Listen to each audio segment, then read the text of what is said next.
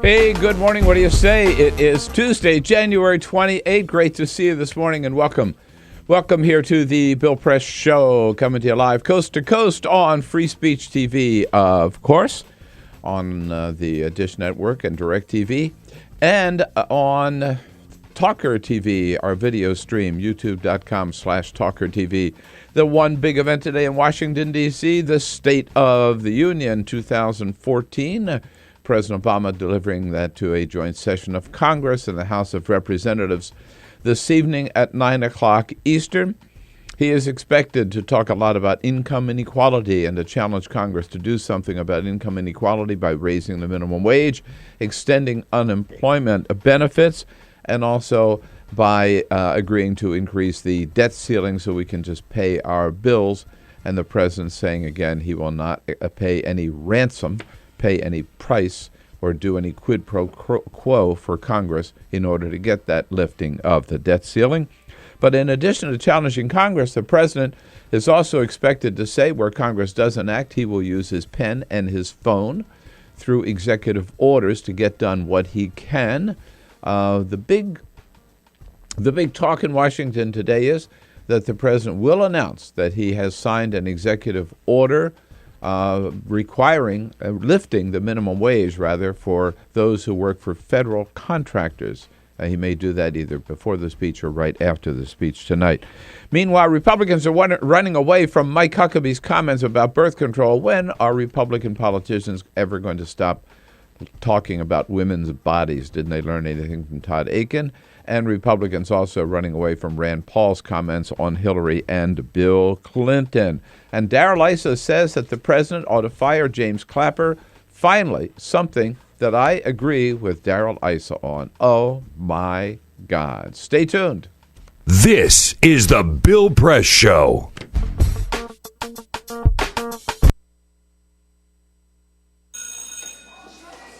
Don't look at me. Your hair's a bit frizzy today. Oh, you should pick that up. Oh, you're such a dork. Loser. Here, let me help you with that. Oops. Every day, kids witness bullying. Oh, look. Your crush is looking at you. Poor you. They want to help, but don't know how. See, no one here's gonna help you, because no one Teach your likes kids you. how to be more than a bystander. Visit stopbullying.gov. If you drive buzzed, it could cost you around $10,000. You'll face major legal fees, major fines, and steep insurance penalties. You could lose everything. Nothing kills a buzz like getting pulled over for buzz driving. Because buzz driving is drunk driving. When some people struggle with their mortgage payments, they become frozen, petrified. Not knowing what to do, they do nothing. But the people who take action are far more likely to get the most positive outcome. Making home affordable is a free government program. Call now to talk one-on-one with a housing expert about the options that are right for you. Real help, real answers, right now. Here at the GED Pep Talk Center, we have pep talkers standing by to get you motivated for your GED diploma. Text the name Terry to 69222 for a sympathetic pep talk. You show people what you really are. Or for a gentle pep talk, text the name Deborah. You know you're going to make people very proud of you. And if that's not enough, text the name Danny for an extreme pep talk. Prove everyone wrong. Show them you're the boss. Get your GED pep talk and find free GED classes. Text the name of the person you want a pep talk from to 69222.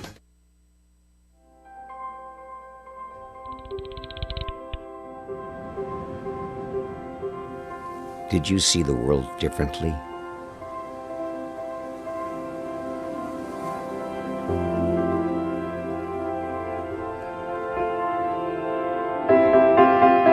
Did you celebrate the victory?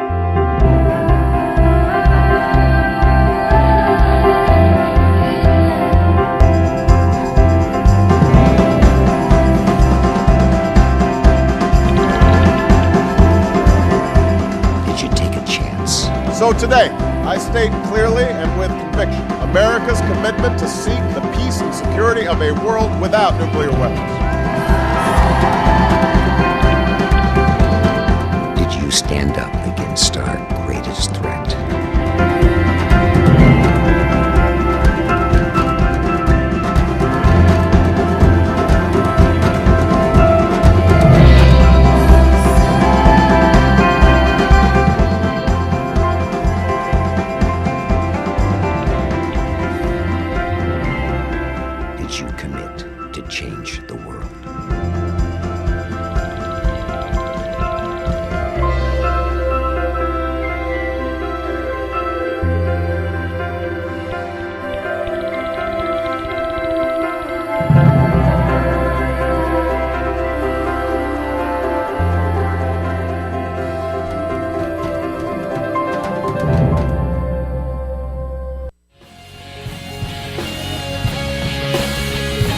And online, this is the Bill Press Show. What do you know? I finally agree with Darrell Issa on something. He says President Obama should fire Director of Intelligence James Clapper for lying to Congress. Amen. Darrell Issa finally got something right. Good morning, everybody. What do you say? Here we go. Tuesday, January 28th. So good to see you today. And it's nice to be back with you after a little sojourn up to New York. Have a little fun at MSNBC with the Reverend Al Sharpton and Mika and Joe on Morning Joe yesterday morning. Saw some good music, some good theater, and I saw some good friends. And here we are back. And it was cold as hell in New York. And it is cold here this morning in Washington, D.C. We want to say good to see you today. Thank you so much for joining us. We've got lots to talk about. This is the big day. The State of the Union address tonight at 9 p.m. Eastern. Lots of speculation about what the president will have to say. People are coming in town. Various guests and members of Congress, the House and the Senate are back. A lot of anticipation for the president laying out his agenda and what he thinks should be the agenda for the Congress for this year, 2014. We welcome you, and I want to thank Peter Ogburn for filling in yesterday and say good morning. Happy to have you back, sir. All right. Nice indeed. We missed you terribly. Everything go well? You keep the car running? I mean, let's not get into evaluation of how it went, but let's just say it's nice to have you back. Thank you. Elisa Murphy. Hi, Elisa. Nice good morning. With Alicia Cruz here. Yes, indeed. I understand Alicia had her She was in studio yesterday. Her big screen debut yesterday. Yes. Oh, my gosh. To rave review. Yes, indeed. Exciting I mean, moment. somebody had Sorry. to talk Grammys yesterday. Sorry, I It wasn't missed gonna it. Be me. I'm glad it wasn't me. It could have been Cyprian. It could have been Cyprian. Yeah, Could have been right. Cyprian. All right, Cyprian Balding, our videographer. Good morning, Cyprian. All right, good to see you. Good to see everybody. And let's see. I didn't. Walking over here this morning, man, it took your breath away. Now, I'm not saying we're as cold as Chicago. No. We're not as cold as Minneapolis. No. God, yesterday it was what 15 to below or something. You know, we heard from Joey yesterday. Our Joey, loyal yeah, caller, and he was saying that like with wind chill and everything, it's like negative 48 in Chicago. Minus 15 this morning in Minneapolis. 18 right now, but with the wind chill, it's down single digits. Yeah, for here sure. in Washington. Yeah, indeed. But there's all kinds of crazy weather around the country. Louisiana, believe it or not, snow. When was the last time we had snow? 3-4 years ago, something like that. So it's not something we see often. So there will be panic in the streets. I have panic in the streets. I have family in South Carolina and friends that are freaking out because Charleston, South Carolina, could very well get some snow, which like happened once when I was growing up. Really? Yeah. It never happens. And out in Chicago, there's this is something that you might not have thought about as a problem, but pet lovers know. Careful not to fall. Got to watch his paws because they can freeze up, and the ice and the snow and the salt can get between the pads on his feet.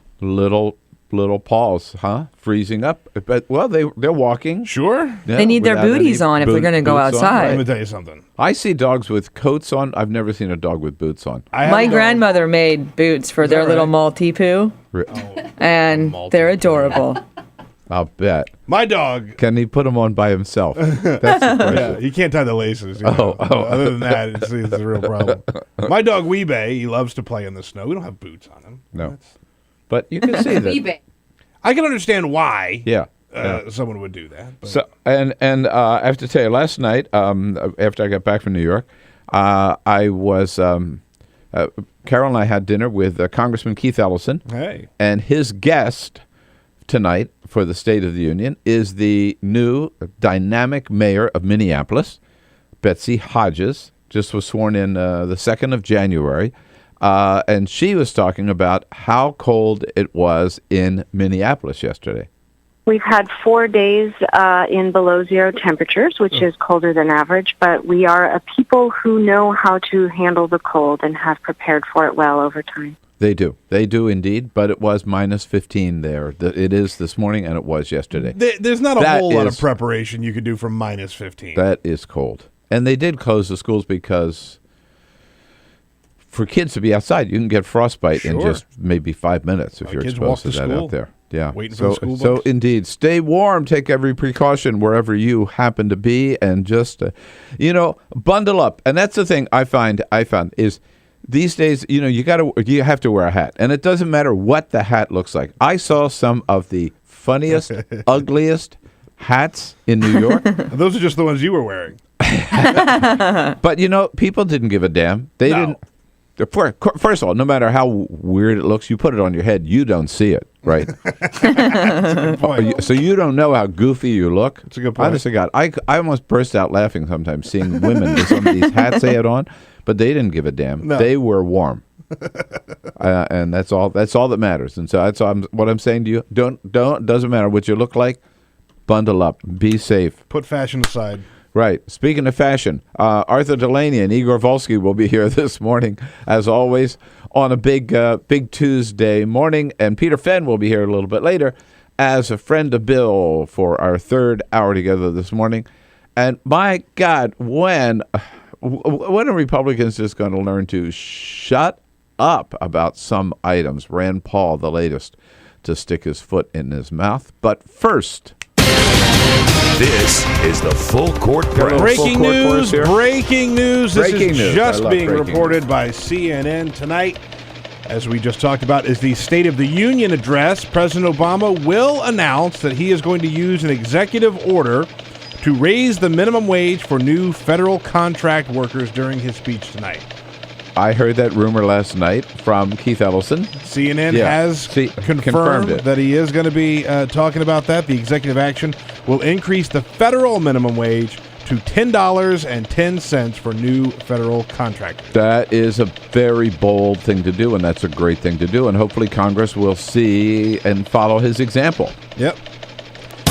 We say farewell to Eric Lawson. Eric Lawson, better known as the Marlboro Man, who appeared in the cigarette ads during the 1970s, the rugged Marlboro Man. Well, he passed away this past weekend. He died of chronic obstructive pulmonary disease related to his smoking. So if you need a new poster boy for Marlboro, you could still use Eric Lawson, except it's to not use Marlboro cigarettes. It is just so, I mean, it's so sad, but it's also, hello, what do you expect? Duh, right? Breaking news, smoking's bad for you. But did he, well, obviously he did smoke. He did smoke. No, he did smoke. I mean, they probably just paid him in cigarettes back when he was the Marlboro Man. And we talk a lot about concussions in the NFL, but a lot of players haven't chimed in on that until today. USA Today Sports surveyed 293 players on 20 different NFL teams, a huge study, and asked them which body part they were most concerned about injuring in a game. 46% said the knees or another part of their legs, while only 24% said head and neck. 26% said none, that they have no worry about breaking anything. I saw that item, and why? Why is that? Why would you think they'd be more concerned about their legs? Here's than why. knees? Here's a Chicago Bears running back, Michael Bush, put it very plainly. He said, if you can avoid hits to the head, that's great. But if you get a bad hit on your knees, you're done. Like, that's it. Your career is over. Like, in other words, you could withstand a hard hit on the head and deal with concussion. Long term, maybe not. Right. Long term, that'll catch up with you. Yeah, but in the short term, if you get bonked on the head really hard, you're concussed. Yeah, right. But you come back in a couple of I weeks. still think they've got it backwards. Right. I agree. I mean, so, their leg gets out, they miss a season or whatever, right? You know? Yeah. If they get a concussion and they're dead at 35 or younger. Right. Yeah, they're really thinking quick recovery time, not long-term effects. Yeah, exactly. That's the thing. Yeah. All right, we thank you, Peter. Yes, indeed. Let's go on to Rand Paul, the latest Republican. I know you guys talked a lot, as we did yesterday up in New York on Morning Joe, about Mike Huckabee and his stupid comments. We talked a little bit about this, too, on Friday. His stupid comments about birth control and what he thinks about American women, spoken like a true Southern Baptist preacher. And by the way, that's my column in The Hill this morning. I think we should send my column out, The Gospel According to Mike Huckabee. But the latest to stick his foot in his mouth is Rand Paul. And here's what gets me about Rand Paul. And I know some of you, drives you crazy when you hear me say nice things, good things about, which I have in the past, about Rand Paul. And to me, it's like the apple doesn't fall far from the tree, okay? His father, Ron Paul, and he's been a guest on the show many times. Rand Paul, not yet. But his father was so right about so many things, and then he would say something colossally dumb and stupid, the same guy. Well, it's like Rand Paul. Rand Paul is so good when it comes to NSA, so good when it comes to the government spying on us, so good when it comes to James Clapper, and so good when it comes to drones and that sort of mini filibuster that he did about the use of drones. All good on that kind of stuff. And then he comes out and says something just colossally, monumentally stupid, like he did on Meet the Press Sunday, on two fronts, both talking about under the rough rubric of the war on women. Okay, so first of all, he's asked about the war on women, and he is totally clueless when it comes to what the war on women really means and what it's all about. Here's the way he responds.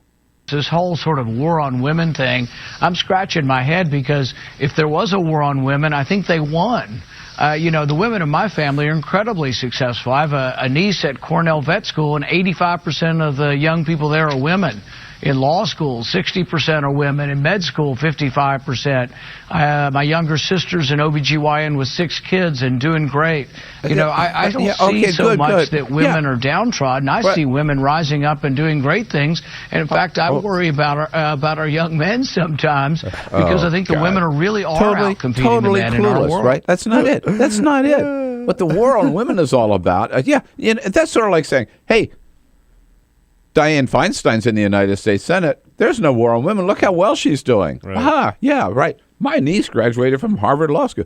The war on women are the Republican Party's policies toward women, wanting to deny them health care, deny them coverage for birth control, deny them control over their own bodies, not pay them a living wage, not pay them the same as men get paid for the same work or the same job, charge them twice as much as they charge men for insurance. All of those policies are policies of the Republican Party. And we keep hearing them repeated. The House of Representatives right now is passing, this week, they're going to pass one more anti-abortion piece of legislation. So that's what the war on women is all about. Rand Paul doesn't get it. And then he turns around and says, now, what about Hillary Clinton in 2016? Well, talk about the war on women. He says, here's what we've got to talk about.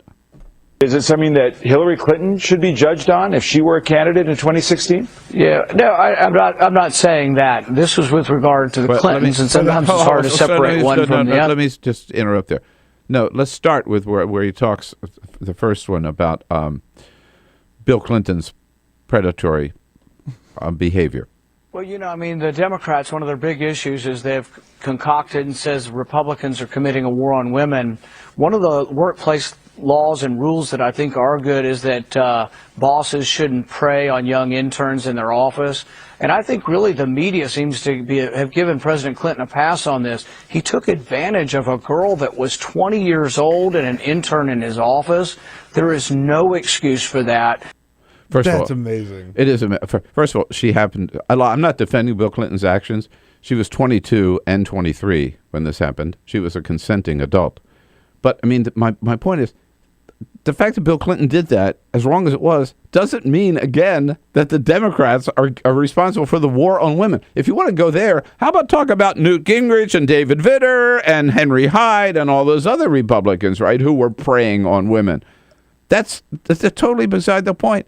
And by the way, do you think Americans, tell me, 866-55-PRESS, I want to hear from you on this. Do you think Americans really want to go back 20 years and talk about Monica Lewinsky again? Jesus. And also, he actually said the media gave Bill Clinton a pass on that? Yeah, I went. Really? Yeah, that's a big point I made yesterday on Morning Joe. I remember when I was in Crossfire, I was the only one defending Bill Clinton. Not, again, on his behavior, but saying it was not an impeachable offense. Chris Matthews, Tim Russert, Maureen Dowd, the Catholic Mafia here in the media, all dumped on Bill Clinton at the time, right?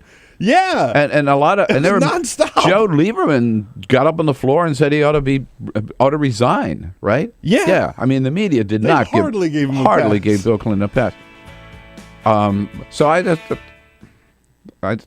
one more thing, because here's the other thing Rand Paul says. Okay, yes, Rand Paul then goes on to say, now should this be an issue against Hillary Clinton in 2016? Of course not. But here's what Rand Paul says. Why it will be. Is it something that Hillary Clinton should be judged on if she were a candidate in 2016? Yeah, no, I'm not saying that. This was with regard to the Clintons, and sometimes it's hard to separate one from the other. Yeah. Hard to separate one from the other? That is outrageous. Hillary Clinton is who she is, like her or not. She's a former First Lady. She's a former U.S. Senator. She's a former presidential candidate. She's a former Secretary of State. Judge her by her record. What Bill Clinton did with Monica has nothing to do with her. And to say you cannot distinguish the two Clintons, one from the other? That's amazing. Holy mackerel. This guy is a nut job. 866-55-PRESS, Rand Paul. I'm telling you, I can't wait for him to get started in 2016. He'll flame out in 5 minutes. This is the Bill Press Show.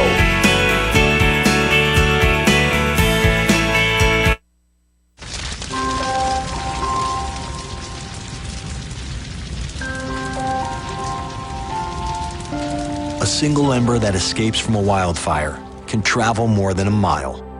That single ember can ignite and destroy your home or even your community. You can't control where that ember will land, only what happens when it does. Get Fire Adapted now at fireadapted.org. Columbine, Virginia Tech, Tucson, Aurora, Fort Hood, Oak Creek, Newtown. Newtown, Newtown. Newtown. How many more? How many more? How many more colleges? How many more classrooms? How many more movie theaters? How many more houses of faith? How many more shopping malls? How many more street corners? How many more? How many more? Enough. Enough. Enough. Enough. Demand a plan. Right now. As a mom. As a dad. As a friend. As a husband. As a wife. As an American. As an American. As an American. As a human being. For the children of Sandy Hook. Demand a plan. No more lists of names. It's not too soon. It's too late. Now is the time. Before we all know someone who loved someone on that list. No more lists. No more. Who they might have been. No more. If we had just done something yesterday. It's time. We can do better than this. We can do better than this. It's time. It's time. It's time for our leaders to act. Demand a plan. Right now. Right now. You! Demand it! Enough. Enough. Enough. Enough.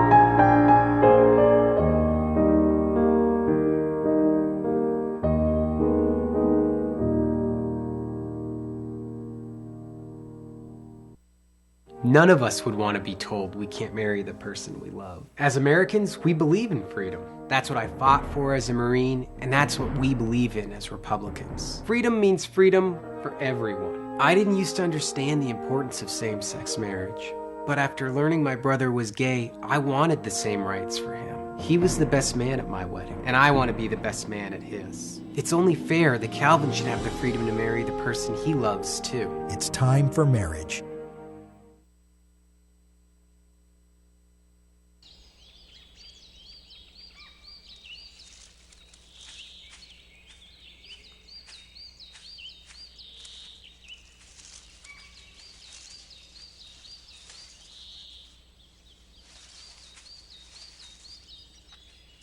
At Earth Justice, we defend the environment in the courtroom. Join our fight. When you take a seat, you take a stand. Earth Justice, because the Earth needs a good lawyer. So, I'm kind of new here, but I've noticed a trend. My human does this funny thing where she goes around and gets all my toys, and then she hides them in that basket by the door. You know, but it's always the same basket, and it's always in the same place.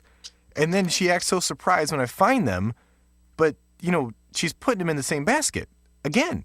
It's like, hello, that's where you put it last time.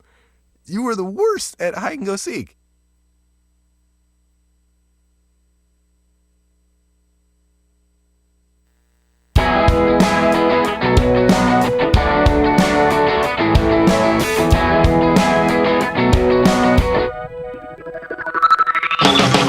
This is the Bill Press Show.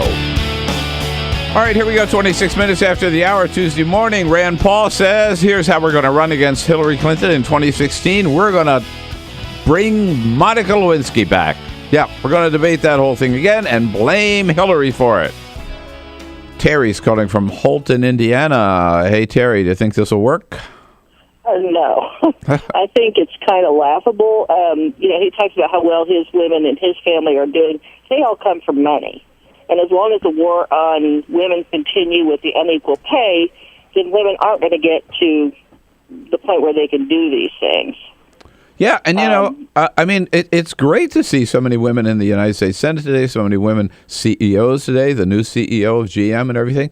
No, all of that is great, and there are some outstanding examples of individual women and things, opportunities have increased for them, but there are still policies that this Republican Party is still acting every day to keep women down and to prevent their being treated equally. Ike, Our buddy down in Charleston, South Carolina. Hey, Ike, go for it.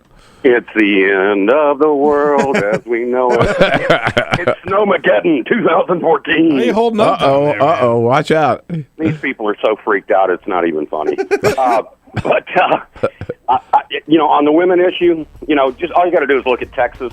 And if Rand Paul is so serious about these folks getting rights that they are due, then he should be able to get legislation put in there for like what my mom fought for years ago and it never got ratified, is the Equal Rights Amendment, to the point that women get paid dollar for dollar what a man does. And until that happens, you know what? They can sing that song all they want. They're a bunch of liars. You got it. All right, Ike. Always great to hear from you, buddy. Watch out for that snow in Charleston. This is the Bill Press Show. So this is my computer. This is your computer. Let's go on the internet. Let's go. Click it. Yes. Okay. I cursor in between the R and the E. Pressing down, I want you to just push the period. She's gonna love me all over again. That's it. Jamaica, here you go. Here we go. Good job. Thank you. Thank you. And I did it by myself. Feel smarter. So, I'm kind of new here, but I've noticed a trend. My human does this funny thing where she goes around and gets all my toys, and then she hides them in that basket by the door. But it's always the same basket, and it's always in the same place.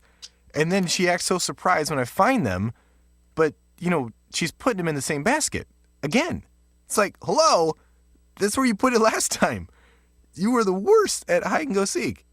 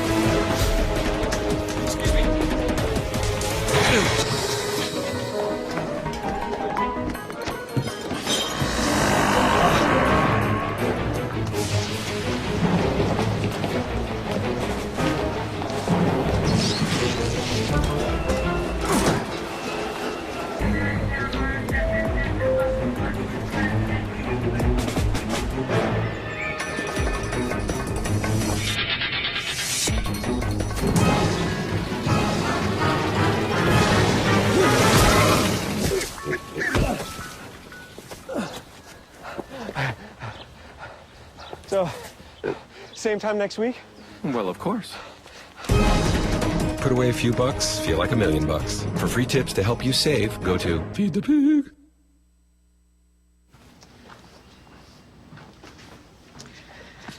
All right. I know this isn't any fun to talk about, but we should. Okay. So who's going to do what? I'll pack the dead batteries. Great.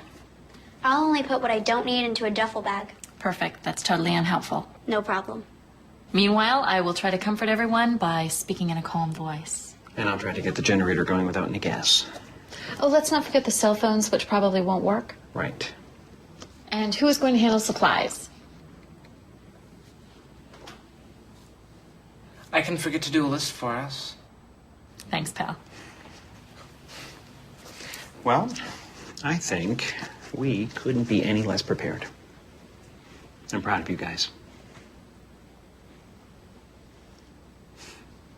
Talk to your kids about who to call, where to meet, what to pack. Visit ready.gov/kids for tips and information. Hey, thanks for stopping by. You know, I followed your character since the first episode. I'm a big fan. Big fan. Thank you. And listen, your storyline, it makes for incredible TV drama. Thing is, your drug use is very adult content. Too adult for the kids. So I'm gonna have to block you. Oh, man. Yeah. Well, have a good one. You're a nice lady.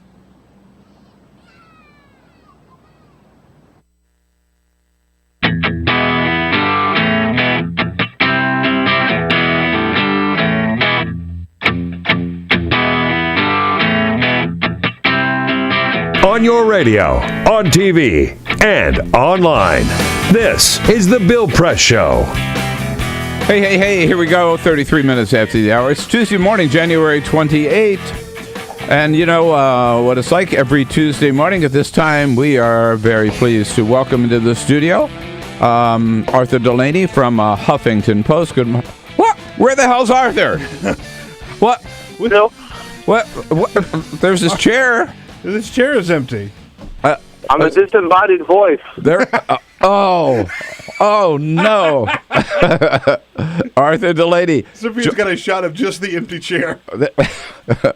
It's too bad. We should have had a cardboard Yeah, cutout. we should have a cardboard cutout of Arthur. No, it is. Well, you know, everybody's schedule every once in a while gets in the way. Arthur's schedule got in the way this morning, but he does join us on our news line. Good morning, Arthur. Good morning, Bill. It's just too cold to go outside. All right. And the tunnel between my house and the studio isn't finished yet. I want to know, are you out of bed, Arthur? Out of bed. Oh, okay, good. At least you made that effort for us. We appreciate it. Hey, listen. So we have some breaking news this morning on two fronts to talk to you about. First of all, what can we expect from the president in the State of the Union tonight? We have big news on this. The president is going to use executive action, like he said he would, to try to fight income inequality. And specifically, he is going to require that going forward, people who work for federal contractors will be paid at least $10.10 an hour, which, of course, is much higher than the current minimum wage of $7.25. And this will reverberate throughout the private sector. It will really set a new standard. And it shows you the kind of things that the president can do if he doesn't wait around for a gridlocked Congress. Is this something, first of all, is this retroactive? I mean, does it apply to people who are already working for the federal government? Because you used the phrase moving forward.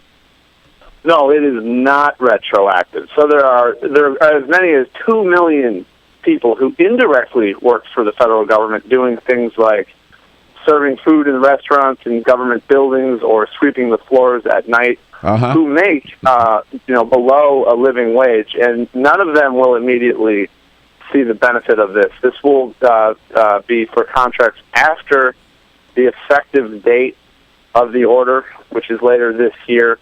So, within a year, it could be affecting thousands of people, but for the very, very many who already have these low-wage jobs, no immediate raise. Got it.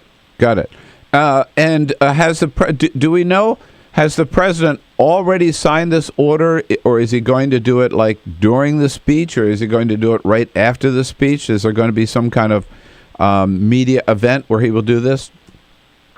I believe you're right. It's not something that has already happened, but tonight he will announce that he's going to do it, and I can't imagine they would forego the opportunity to have a little rose garden or some type of event to, give a little ceremony, a little pomp and circumstance. Yeah, right. Tomorrow he's going up to a Costco in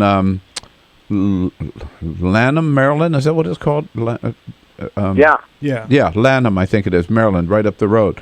And then he's going on to Pittsburgh, and then he's going to Milwaukee.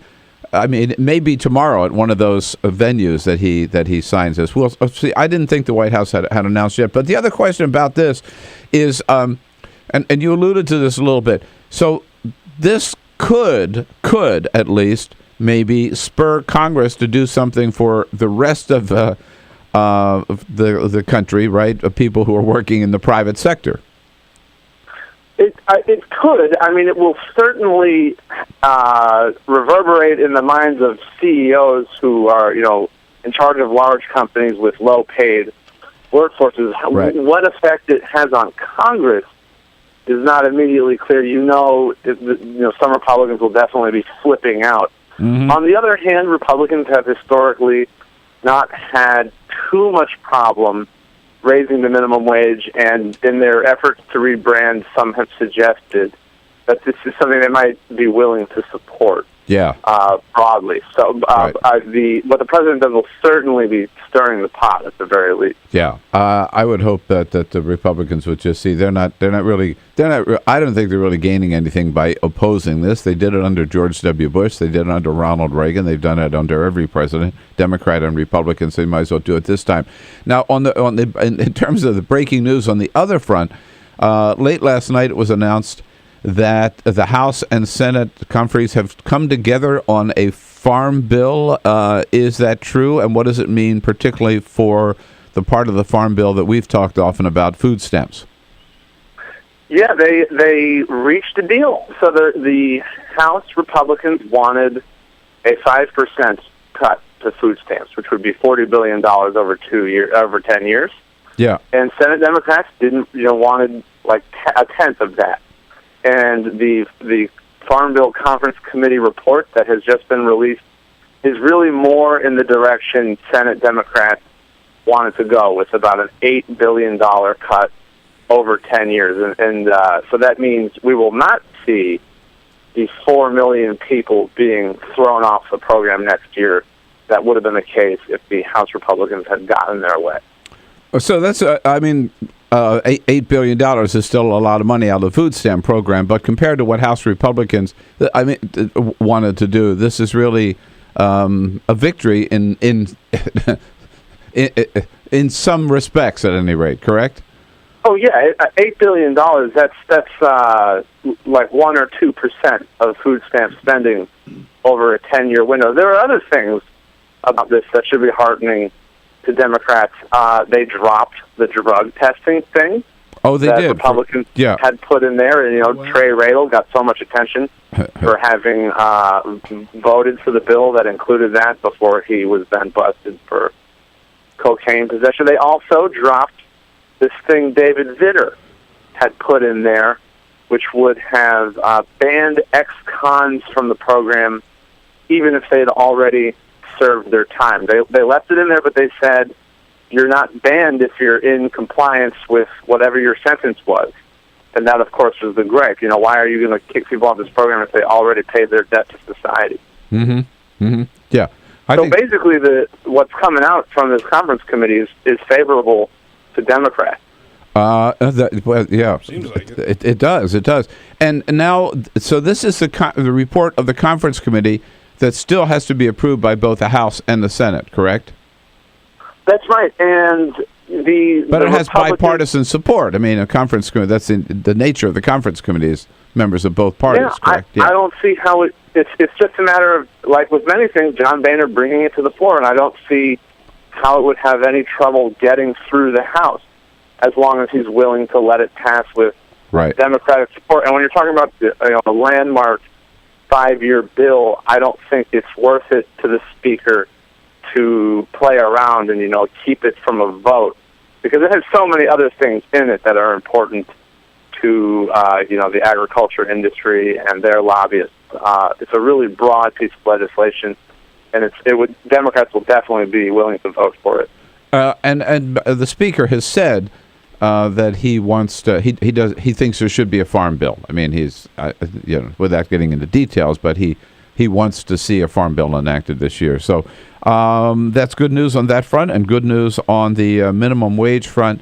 What's the latest that you hear on? I'm sure the president will talk about this, on extension of unemployment benefits.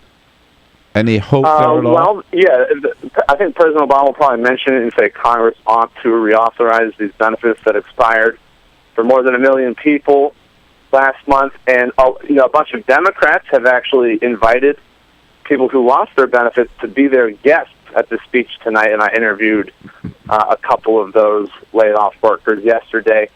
But unlike with the minimum wage, I don't think anything the president says is going to really change the Capitol Hill dynamic too much. You've got Republicans are just not into this, and Democrats are not offering them the kind of carrots or sticks that will really make them agree to extend the benefits.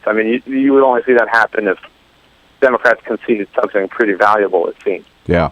You know what, I have to tell you, just having been in the House for 2 different State of the Union speeches. That's going to be a magic moment tonight when the president actually makes that announcement. You know, Democrats will roar with approval, right? I think that's going to be a big deal, and I'm glad to see him doing it. Well, Arthur, we miss you. So look, we'll let you off the hook today, but thank you for taking time for us on the phone, so you didn't forget us entirely. And we'll see you. Will you have me back next week? You're gonna have me back. Well, we're going to vote after the show, okay? All right. So we'll get back to you. You better do some lobbying here among the team. All right, Arthur Delaney. All right, thanks, Bill. Arthur, from Huffington Post, HuffingtonPost.com. Seen on Free Speech TV and online on TawkrTV. This is the Bill Press Show.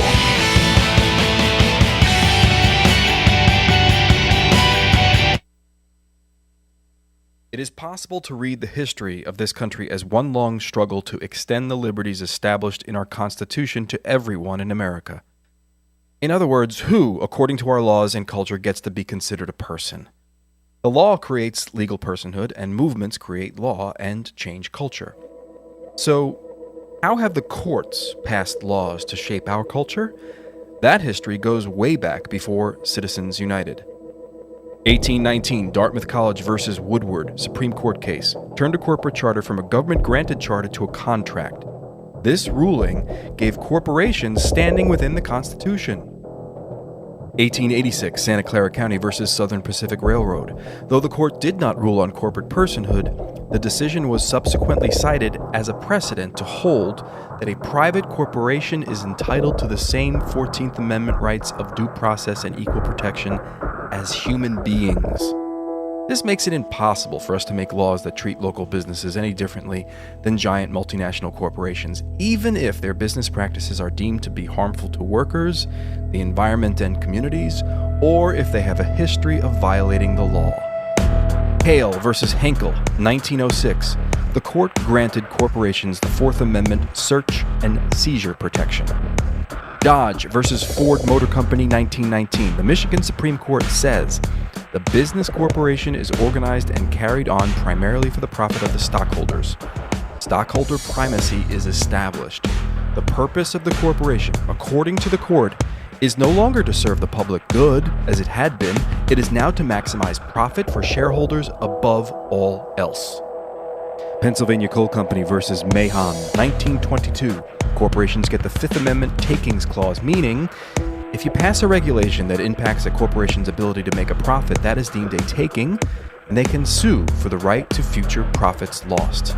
This creates a chilling effect, and local and state governments become much more hesitant to pass laws in the public interest for fear that corporations can claim loss of potential profits that cities and states will be on the hook to pay.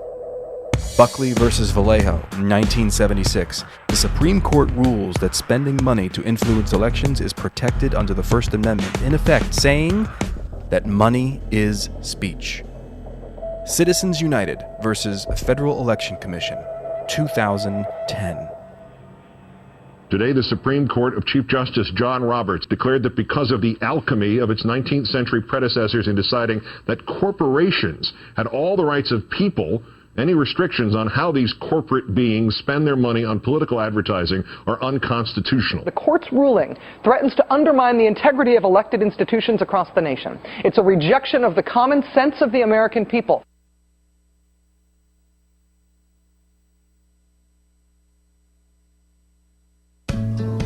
You wouldn't let money just blow out of your house. So when your AC or heater is on, make sure the doors, windows, and fireplace flue are shut tight. If you're headed out, turn down the AC or lower the heat by 10 degrees. And always keep your water heater set at 120. A little bit of common sense goes a long way. Get more great tips at energysaver.gov. So, I'm kind of new here, but I've noticed a trend. My human does this funny thing where she goes around and gets all my toys, and then she hides them in that basket by the door. You know, but it's always the same basket, and it's always in the same place. And then she acts so surprised when I find them, but, you know, she's putting him in the same basket again. It's like, hello, that's where you put it last time. You were the worst at hide and go seek.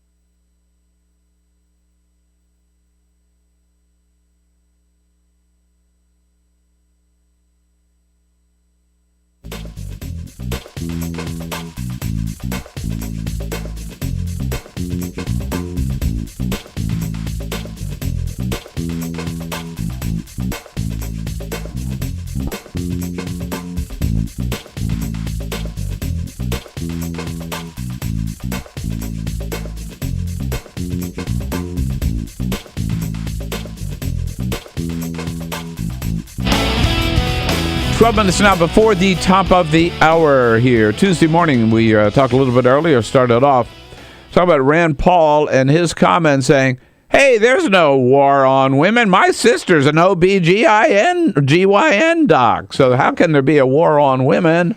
And then saying, well, actually, you talk about a war on women. What about what Bill Clinton did with that 20-year-old Monica Lewinsky? That proves it's Democrats who are waging a war on women. You know, he is so clueless. Somebody said this the other. Some Republican I saw yesterday said, when are Republicans, politicians, male Republican politicians, going to stop talking about women's bodies? First Mike Huckabee, then Rand Paul. Didn't they learn anything from Todd Aiken? Just shut the hell up. A couple more comments on this before we move on. Roger, up in Baileyville, Maine. Hello, Roger. Good morning. Good morning. What's going on? Well, I wanted to make some comments on Rand Paul myself. I think the man is a disgrace. He has gone and called the president a dictator. Yep. And I think for him to do something like that is just way over the top. He also, him and his compadre, Rush Limbaugh, you might have missed a little shot over the bow at Limbaugh on this also. He called him a dictator and was talking about how huge his flags were every time he was giving a speech. And Limbaugh himself had his neighbors, I don't know if you know this, a few years ago, 2-3 years ago, actually tried to go to court to have him remove a huge flag that was on his property that was infringing upon their airspace. It was so big. No, what? I didn't know about that. I don't know if you remember that. But no, I don't remember hearing about that. Yeah, that was in the news for a while, and I just thought I'd mention that. But for Rand Paul to wage war on women and everybody else who is not of his ilk, in other words, born with a golden spoon in their mouth, I think is outrageous. He doesn't know what it's like for a common person in this country to try to make a living. Clearly does not. Roger, good to hear from you up there, man. I'm sure it's cold in Baileyville, Maine this morning, I'm telling you. How about Susan? Susan's out in Streamwood, Illinois. Susan, what do you say? Good morning. Hi, good morning. Rand Paul doesn't realize how much he humiliated himself by saying the war on women. He thinks it's over. That just proves he doesn't understand even what the war is. But I really think all the Republicans are trying to put women back in the commune, in the compound, like 100 years ago. I think they're trying to. That's why they kind of make fun of us as liberals as being promiscuous and all that. It's so humiliating to women, and to sit and watch them realize that they don't even know anything about it. I'm kind of younger, and abortions have always been legal. Freedoms have always been around for women since I've been alive, and to bring up stuff, trying to go backwards, it's just really scary to women, and it's none of their business. Absolutely nobody's business. But they don't seem to get it, Susan. Yeah, that's what gets me. Hey, Susan, appreciate hearing from you. It is just, they just stay away from those issues, right? I mean, that would be my advice. You don't have to go there. Do not have to go there, and do not, and particularly, we talked a lot about this yesterday. I know you did too. With Rand Paul, you got to tie him together with Mike Huckabee, right? And and this is what my column was about in the Hill this morning. So the Republican Party's got a problem with women, obviously. Look at the vote, right? The women's vote keeps declining. Republican Party today is a party of old white men, sadly. And some Republicans understand we got to do a better job of reaching out. So they have their meeting last week here to talk about how we're going to reach out to women And who do they invite? If you invite Mike Huckabee, you ought to know what you're going to get. You know, he's a former Southern Baptist preacher. The Southern Baptists still believe they ban women from becoming pastors in the Southern Baptist Church. Peter, I'm talking about the church you grew up in. I grew up in, yeah.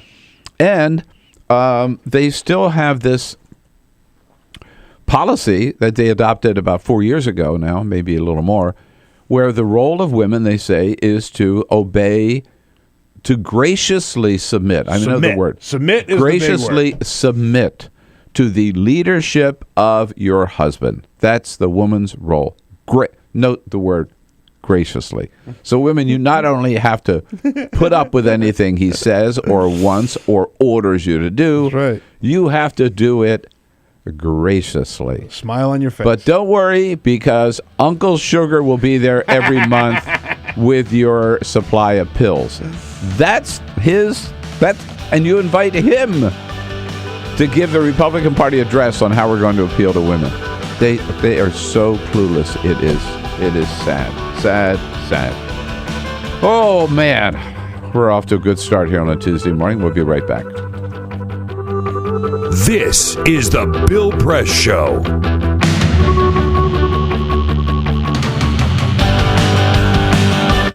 This is my computer. This is your computer. Let's go on the internet. Let's go. Click it. Yes. Okay. I cursor in between the R and the E.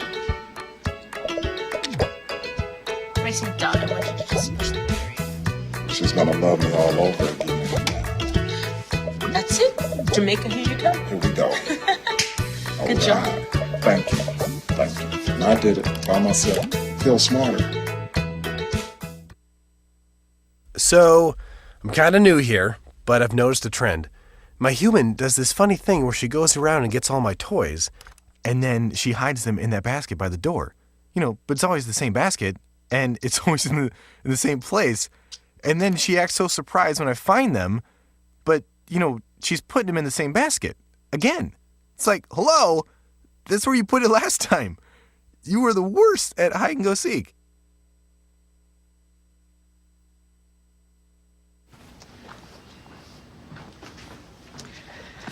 All right. I know this isn't any fun to talk about, but we should.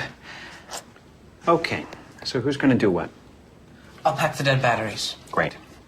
I'll only put what I don't need into a duffel bag. Perfect. That's totally unhelpful. No problem. Meanwhile, I will try to comfort everyone by speaking in a calm voice. And I'll try to get the generator going without any gas. Oh, let's not forget the cell phones, which probably won't work. Right. And who is going to handle supplies? I can forget to do a list for us. Thanks, pal.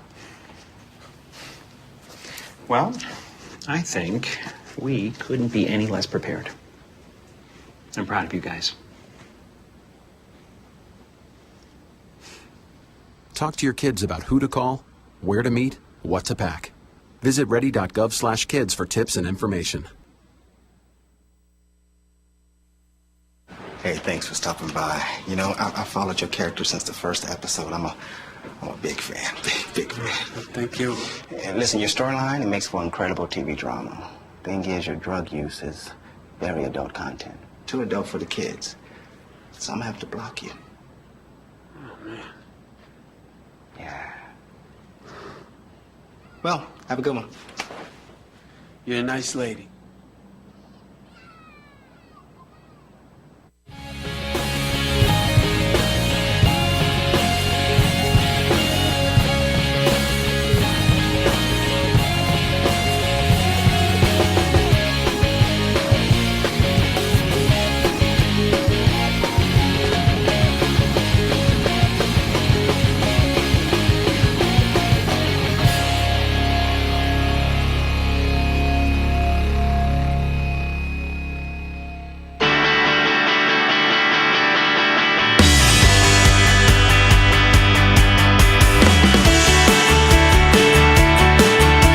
This is the Bill Press Show.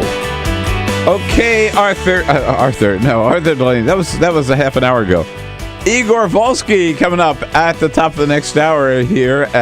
He will be here, of course, from Think Progress, as he is every Tuesday.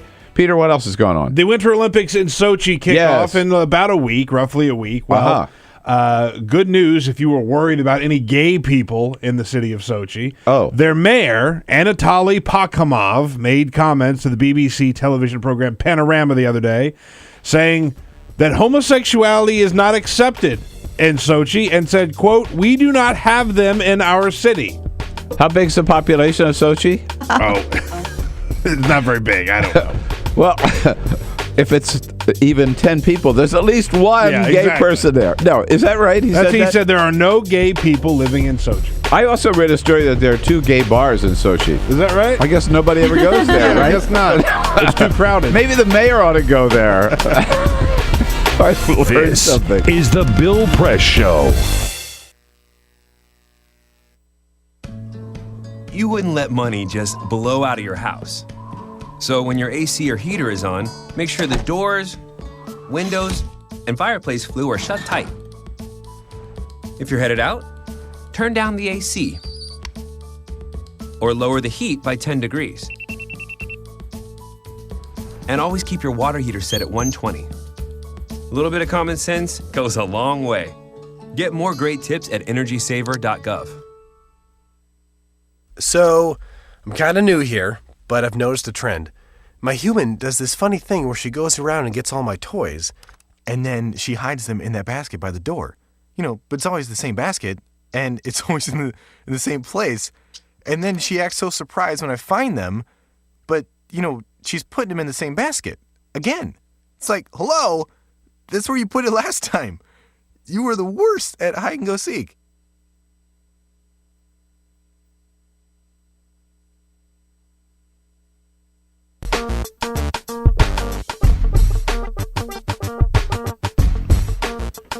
Hey, good morning. What do you say? It is Tuesday, January 28th. Great to see you this morning, and welcome. Welcome here to the Bill Press Show, coming to you live coast to coast on Free Speech TV, of course, on the Dish Network and DirecTV, and on TawkrTV, our video stream, youtube.com/TawkrTV. The one big event today in Washington, D.C., the State of the Union 2014. President Obama delivering that to a joint session of Congress in the House of Representatives this evening at 9 o'clock Eastern. He is expected to talk a lot about income inequality and to challenge Congress to do something about income inequality by raising the minimum wage, extending unemployment benefits, and also by agreeing to increase the debt ceiling so we can just pay our bills.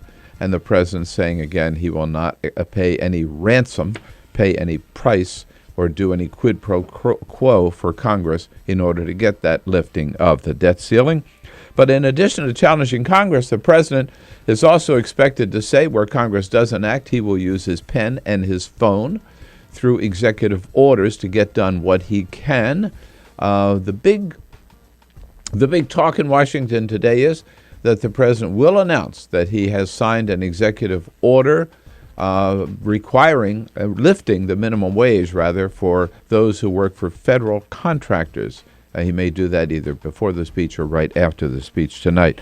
Meanwhile, Republicans are running away from Mike Huckabee's comments about birth control. When are Republican politicians ever going to stop talking about women's bodies? Didn't they learn anything from Todd Aiken? And Republicans also running away from Rand Paul's comments on Hillary and Bill Clinton. And Darrell Issa says that the president ought to fire James Clapper. Finally, something that I agree with Darrell Issa on. Oh, my God. Stay tuned. This is the Bill Press Show.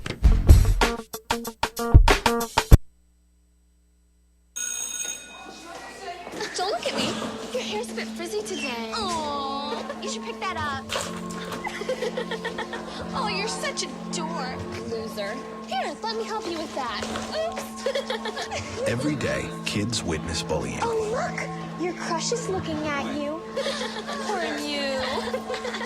They want to help, but don't know how. See, no one here's gonna help you, because no one Teach your likes kids you. how to be more than a bystander. Visit stopbullying.gov.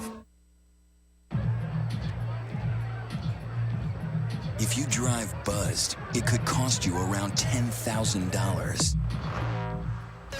You'll face major legal fees, major fines, and steep insurance penalties. You could lose everything. Nothing kills a buzz like getting pulled over for buzz driving, because buzz driving is drunk driving.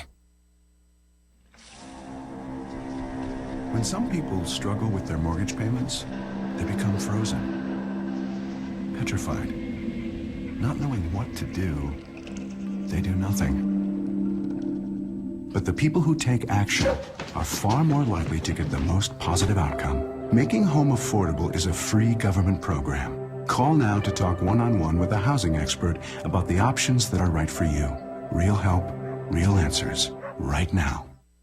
Here at the GED Pep Talk Center, we have pep talkers standing by to get you motivated for your GED diploma. Text the name Terry to 69222 for a sympathetic pep talk. You show people what you really are. Or for a gentle pep talk, text the name Deborah. You know you're going to make people very proud of you. And if that's not enough, text the name Danny for an extreme pep talk. Prove everyone wrong. Show them you're the boss. Get your GED pep talk and find free GED classes. Text the name of the person you want a pep talk from to 69222.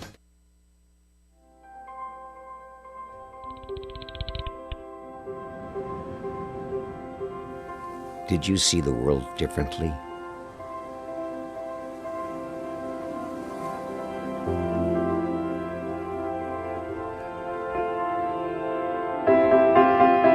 Did you celebrate the victory?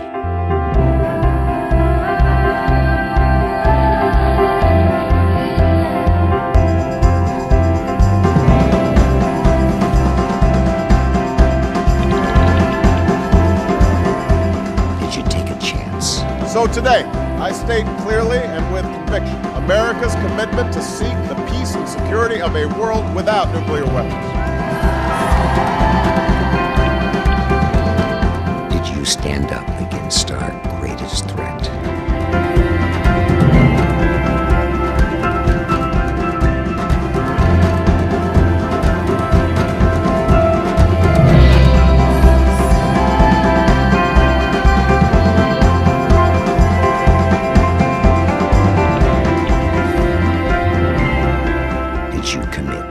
Change the world.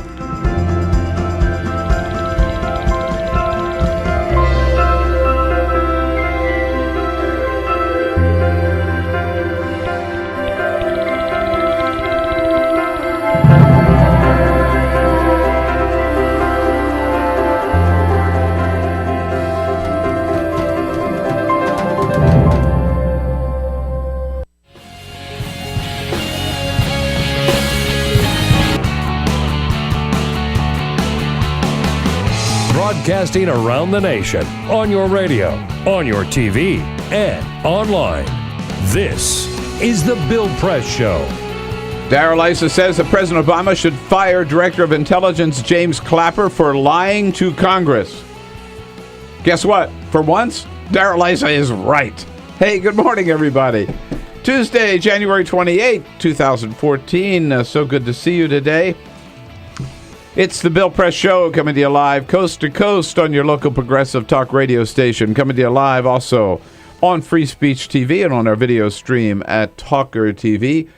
Great to see you wherever you happen to be in this wonderful country of ours. We are here for you on January 28th, the day of the State of the Union 2014, which we will take a look at, predict, dissect, analyze, even before the president gives it here. And get your calls at 866-55-PRESS, 866-55-77-377.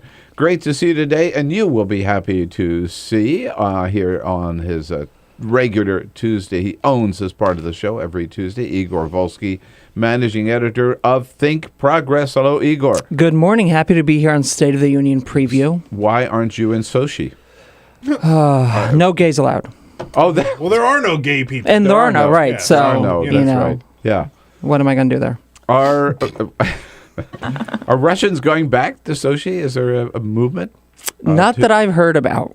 But I just wonder. I mean, are they free to travel inside Russia to get there? I guess. Yeah, I mean, as Putin told Stephanopoulos, everyone is free to go there, including Edward Snowden. So if anyone would want to go to the Olympics, they're having a hard time actually, I think, selling tickets to the Olympics at this point. So I'm sure they want more people there. And this question comes up every day at the White House briefings. Is it safe to go? And the White House won't say yes and they won't say no. They just say, if you're going, be sure to register with the State Department so we know how to reach you if things get tough. How to evacuate you out of there. Which to me is not like real encouraging, part of me kind of feels like... Would you go? I would. It would take a personal invitation from Putin, but I'd go. I feel like there's a lot of this discussion. Is it safe? Is it unsafe? And it's warranted. There are real dangers, real threats. But I wonder if it's not overblown. I mean, every Olympics has had some kind of security concern, and there have been incidents in some of these Olympics in the past. Yeah.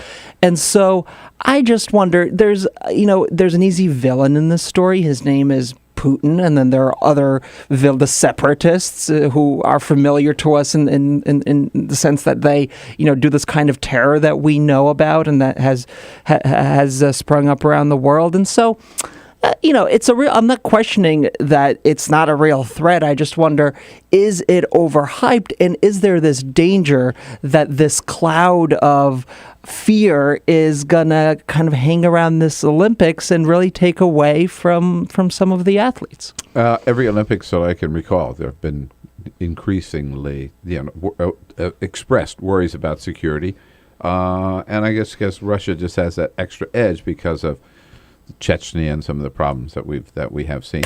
Good point. You joined the team here, of course, this morning, not to be overshadowed. Peter Ogburn and Elisa Murphy. Good morning, guys. Good morning. Alicia Cruz here, ready to take your calls at 866-55-PRESS. We'll sure to stir up some comments. And Cyprian Bolding, our videographer, also on the job. Yes, we'll take a look at the State of the Union and at what the latest on NSA. But first... This is the Full Court Press. It seems like a long way away for the summer fair, but in Colorado, they have announced that there is a very interesting new thing that they're going to be doing. When you go to the fair and you go to the agriculture area, you see the big pumpkins and the squash and the flowers, etc. Well, in Colorado, where marijuana is now legal. Oh, my God. They have a category. They will have a category for the first time to see whose pot plants grow the biggest and best and produce the best buds. And it's going to be part of the agriculture judging now. Of course it should be. Yeah, right? Now, here's the thing. Although it's not going to be... They have to be grown indoors in Colorado. That's what I was going to say. It's not going to be on the actual fairground site. It's going to be in a separate location, so it's not going to be there. If you're going to go there with your kids and walk around, they're just going to be giant pot plants out. They're going to have them separate. But it will be judged. They will be judged in the agriculture category this year. And they got samples at the door. Imagine if they started putting weed in the fair foods, like even more delicious. The elephant ears, or funnel cake. The Super Bowl is this coming weekend, and we know that the halftime show is going to be Bruno Mars and the Red Hot Chili Peppers. Yesterday, drummer for the Chili Peppers, Chad Smith, announced, although it looked like they didn't want him to actually make this announcement, but he let it slip, that they are going to be covering the Led Zeppelin song Dazed and Confused as part of their set list. This goes well with the marijuana story. That's right. See, it's a theme here. And this is... If they had the Super Bowl in Denver, it would really... Yeah, that's right. Hazy and dazed and confused, yes.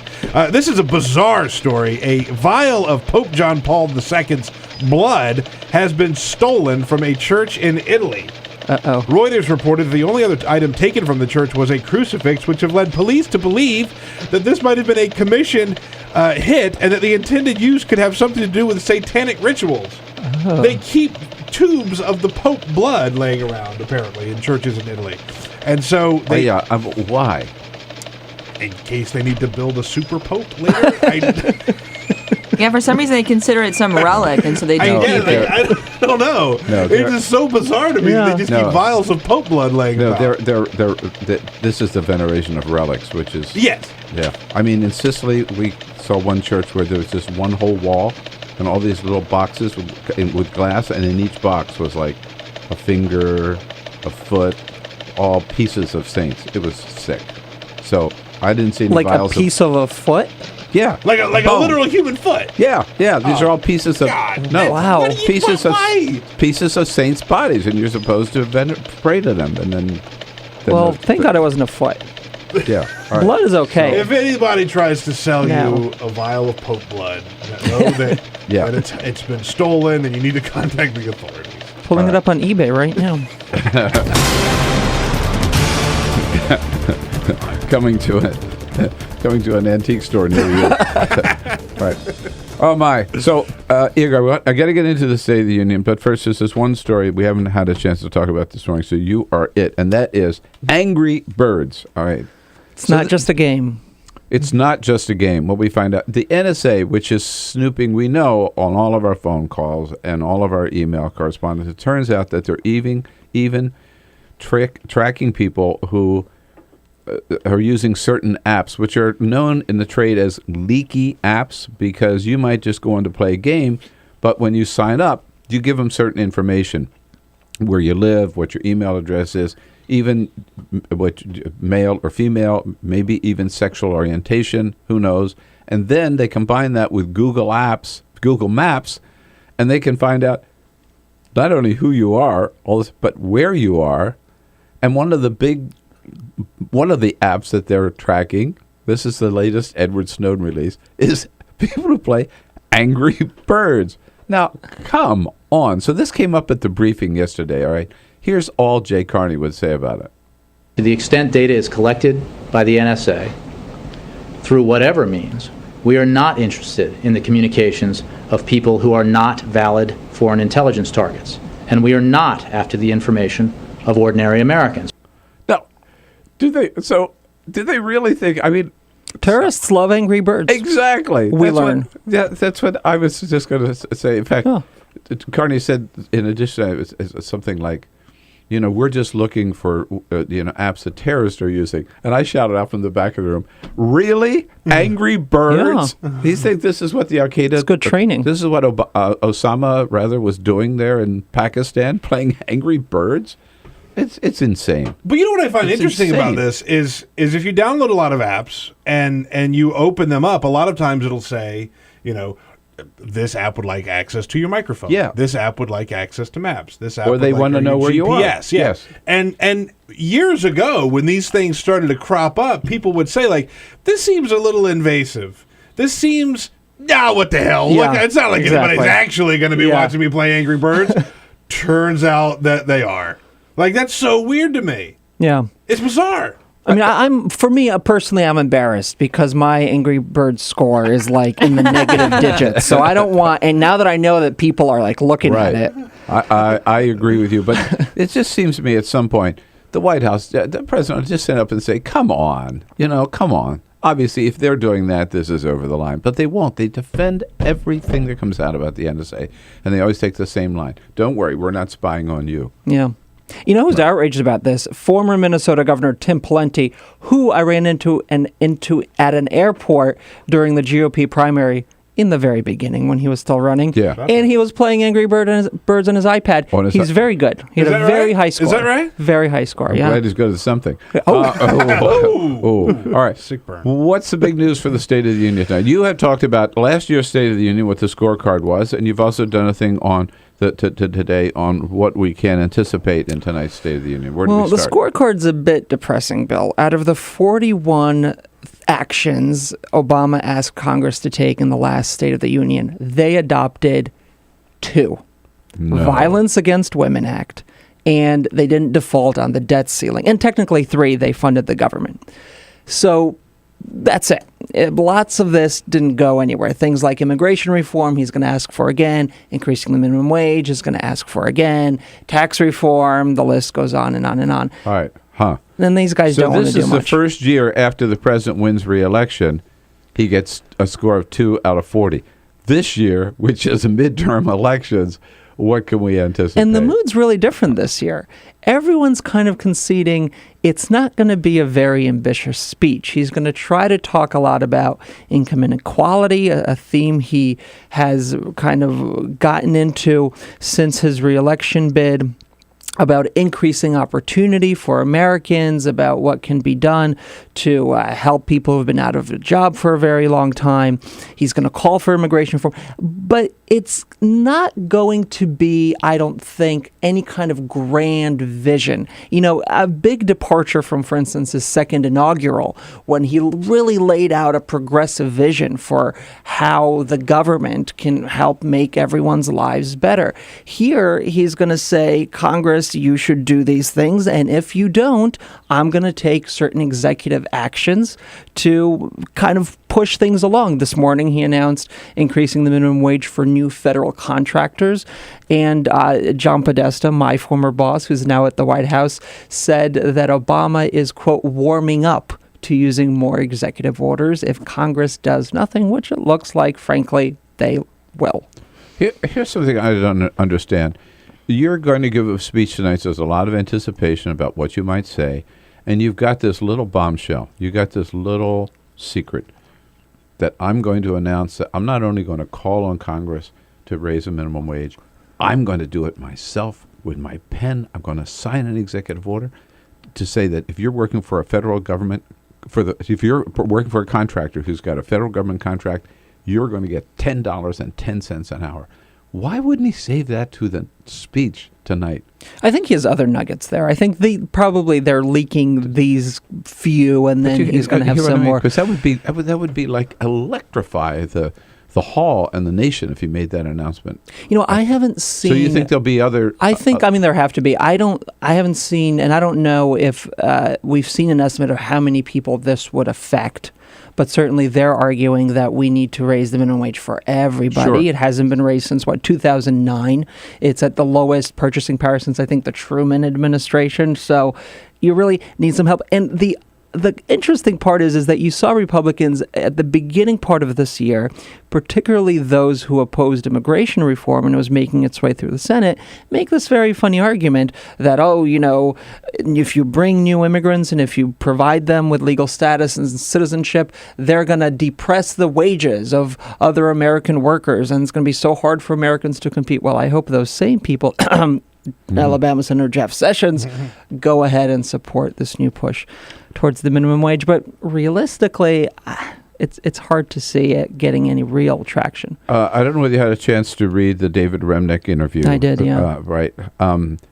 I came away from that interview and from the comments that I've seen from the White House in anticipation of tonight's speech, that it's really like lower your expectations. It's in the basement. It's in the basement, those expectations now. He's going to also, I think, focus on what states are doing to help enact his agenda, things like universal pre-K and minimum wage. And if you spend a lot of time kind of praising governors and even some red state governors that are moving in the right direction as he sees it, you're kind of conceding that there's very little you're able to do on the federal level. You know, W. Bush was once asked, what's your biggest surprise as president? And he said, how little authority I actually have. And I think this but that's just because they work with Dick Cheney. Yeah, good point. Right. But to some degree, I think this president's kind of coming up against that, and we'll see that expressed in the union tonight. I think he said that, by the way, Bush did at the end.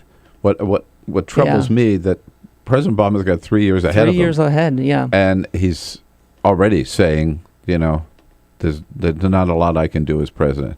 And I mean, don't throw in the towel. Go for the. You're in the midterm elections. If I was writing the speech, I would say you need a real populist call to get Democrats excited, to vote in 2014 and help your party, but also rally around an agenda so that you have some momentum and you're pushing to get things done for your remainder of 3 years and not just kind of plugging along and trying to, do where there's some little space for compromise. You have to push hard because they're going to push back anyway, so you might as well push as hard as you can. Absolutely. I couldn't agree more. All right, Igor, Volsky, and we are rewriting the President's State of the Union speech, even though we hadn't heard it yet. What do you want him to say tonight? 866-55-PRESS. Be bold. Go for the, go for the stars, man. Don't wave the white flag. 866-55-PRESS. We'll be right back. This is the Bill Press Show.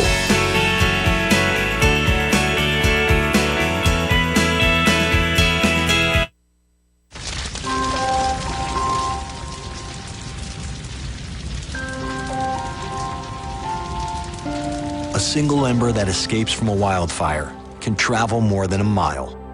That single ember can ignite and destroy your home or even your community. You can't control where that ember will land, only what happens when it does. Get Fire Adapted now at fireadapted.org. Columbine, Virginia Tech, Tucson, Aurora, Fort Hood, Oak Creek, Newtown, Newtown, Newtown. Newtown. How many more? How many more? How many more colleges? How many more classrooms? How many more movie theaters? How many more houses of faith? How many more shopping malls? How many more street corners? How many more? How many more? Enough. Enough. Enough. Enough. Demand a plan. Right now. As a mom. As a dad. As a friend. As a husband. As a wife. As an American. As an American. As an American. As a human being. For the children of Sandy Hook. Demand a plan. No more lists of names. It's not too soon. It's too late. Now is the time. Before we all know someone who loved someone on that list. No more lists. No more. Who they might have been. No more. If we had just done something yesterday. It's time. We can do better than this. We can do better than this. It's time. It's time. It's time for our leaders to act. Demand a plan. Right now. Right now. You! Demand it! Enough. Enough. Enough. Enough.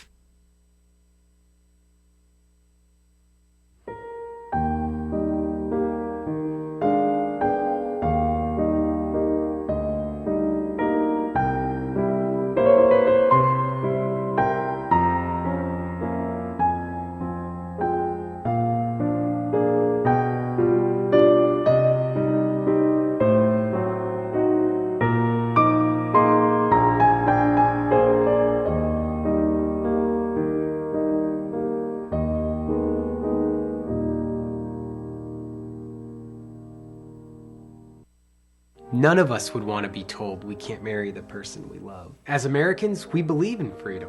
That's what I fought for as a Marine, and that's what we believe in as Republicans. Freedom means freedom for everyone. I didn't used to understand the importance of same-sex marriage, but after learning my brother was gay, I wanted the same rights for him. He was the best man at my wedding, and I want to be the best man at his. It's only fair that Calvin should have the freedom to marry the person he loves, too. It's time for marriage.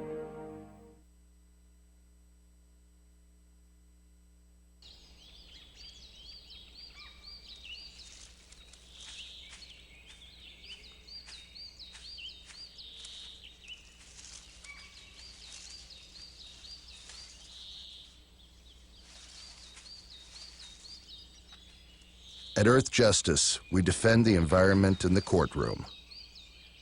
Join our fight. When you take a seat, you take a stand. Earth Justice, because the Earth needs a good lawyer. So, I'm kind of new here, but I've noticed a trend. My human does this funny thing where she goes around and gets all my toys, and then she hides them in that basket by the door. But it's always the same basket, and it's always in the same place. And then she acts so surprised when I find them, but, she's putting them in the same basket. Again. It's like, hello, that's where you put it last time. You were the worst at hide and go seek.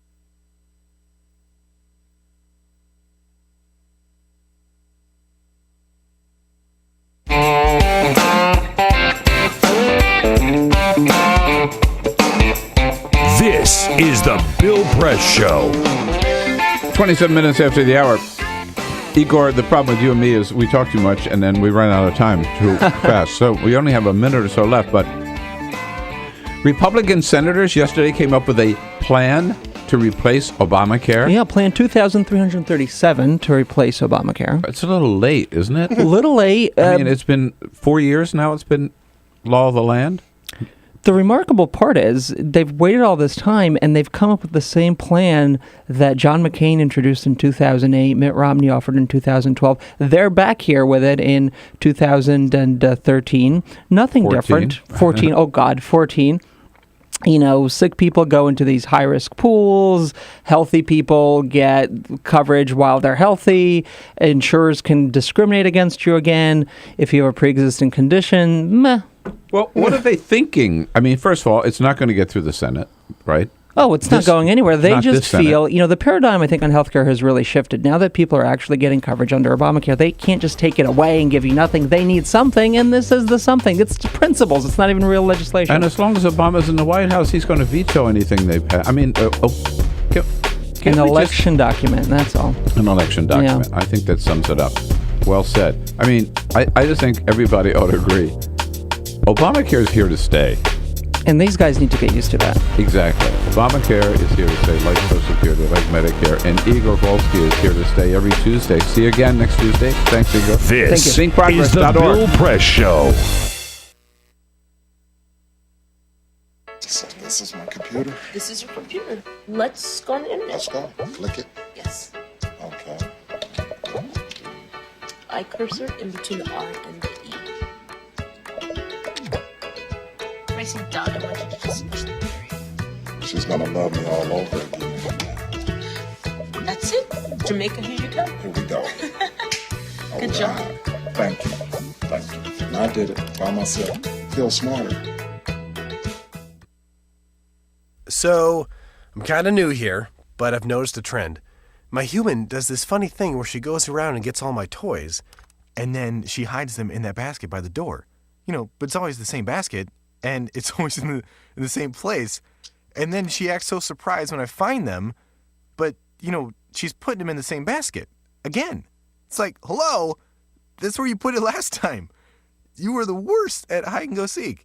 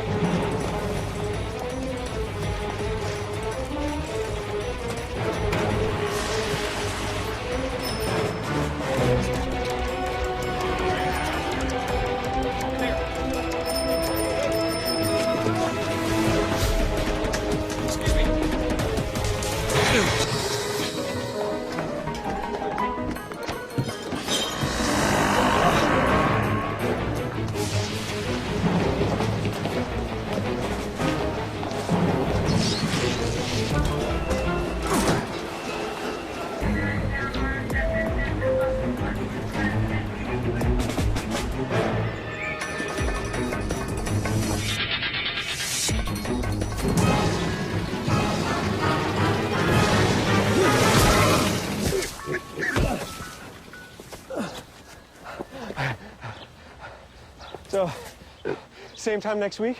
Well, of course. Put away a few bucks, feel like $1 million. For free tips to help you save, go to Feed the Pig.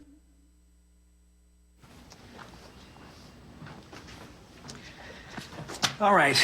I know this isn't any fun to talk about, but we should. Okay. So who's going to do what? I'll pack the dead batteries. Great. I'll only put what I don't need into a duffel bag. Perfect. That's totally unhelpful. No problem. Meanwhile, I will try to comfort everyone by speaking in a calm voice. And I'll try to get the generator going without any gas. Oh, let's not forget the cell phones, which probably won't work. Right. And who is going to handle supplies?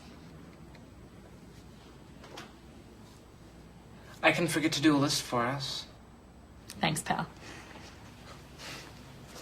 Well, I think we couldn't be any less prepared. I'm proud of you guys.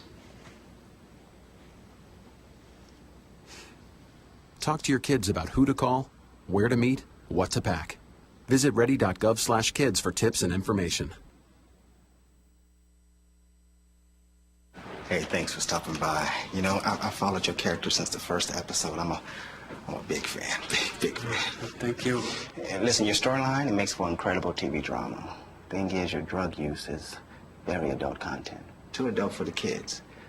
So I'm gonna have to block you. Oh, man. Yeah. Well, have a good one. You're a nice lady.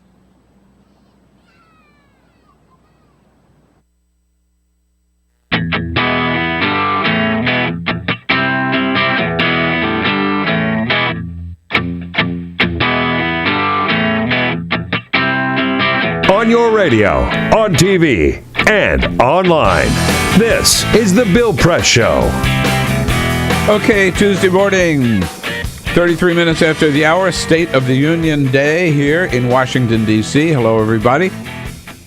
Welcome back to The Bill Press Show, coming to you live on your local progressive talk radio station, coming to you live this hour on Free Speech TV and on our video stream all around the world at youtube.com/TawkrTV, TAWKRTV. We're coming to you live from our nation's capital and brought to you today by the National Education Association. The good men and women of the NEA under President Dennis Van Rokel, creating great public schools for every student in America, been doing it for a long time, and you can find about their work at NEA.org. We're not sure that everywhere in the country gets as excited as we do here in Washington, D.C. about the State of the Union, but it's sort of like our Super Bowl day here. Everybody comes to town for the speech, guests for the speech, reporters. It's a great big scene here on Capitol Hill. Cameron Joseph has been covering this for a long time for The Hill, where he's a campaign staff writer, joining us in studio this morning. Hey, Cameron, nice to see you. Thanks for having me. It just doesn't get any more exciting than this in Washington, right? People are like, oh, yeah, the Super Bowl is next week. They're kind of forgetting about that. Everyone's focused on this. And, at this point in the presidency, I think people are a little less excited than, the first couple. But, right. Clearly, he's still the president. He's still going to say something, and it's still going to affect how the next couple weeks here go. So I have a bucket of chicken wings. I have the nachos ready. Right? Like, we're having a full-blown SOTU party tonight. Oh, so you get your drinking game set up for it? Yeah, that's right. Yeah, exactly. Got to have a drinking game. So now we pick up The Hill this morning, your newspaper, and what do we see on the front page of The Hill? Well, in addition to my column in The Hill this morning, plug, Always which we will tweet out to you if we haven't already. We have, yeah. About the gospel according to the gospel according to Mike Huckabee. But that's not Mike Huckabee. That's not on the first page. On the first page is this headline. President Obama looks and he sees 56 Democrats endorse Hillary for 2016. Yeah. I'm sure that's exactly what he wants to wake up and see on the front of our newspaper. Did you put the headline up there just to piss him off this morning? I personally did not. I am not going to weigh in on what the editors decided. But, it's clear that there's a lot of Democrats that are, already looking forward to the next potential president. And, I think it shows two things. It shows how strong Hillary is. And, everyone loves to say, oh, well, the last time she ran, she was this bunch of a fronter. She was not this much of a runner this time around. There's a lot more people who are already on board with her. There isn't the division within the party. The division within the party is, President Obama is not doing so hot. His numbers aren't that good. Let's get away from him. And they're trying to turn the corner already. And this is the eve of his State of the Union. And we have more than 50 actual House and Senate Democrats backing the next person who isn't even running yet for president. We're so far out at this point.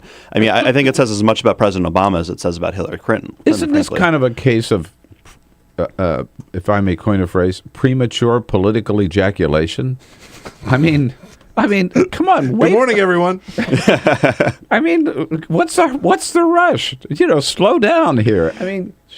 Jesus, they're endorsing Hillary already for president. Calm down. Yeah. As you point out, she's not even. We don't even know that she's running. And by the way, there are some pretty important races this year.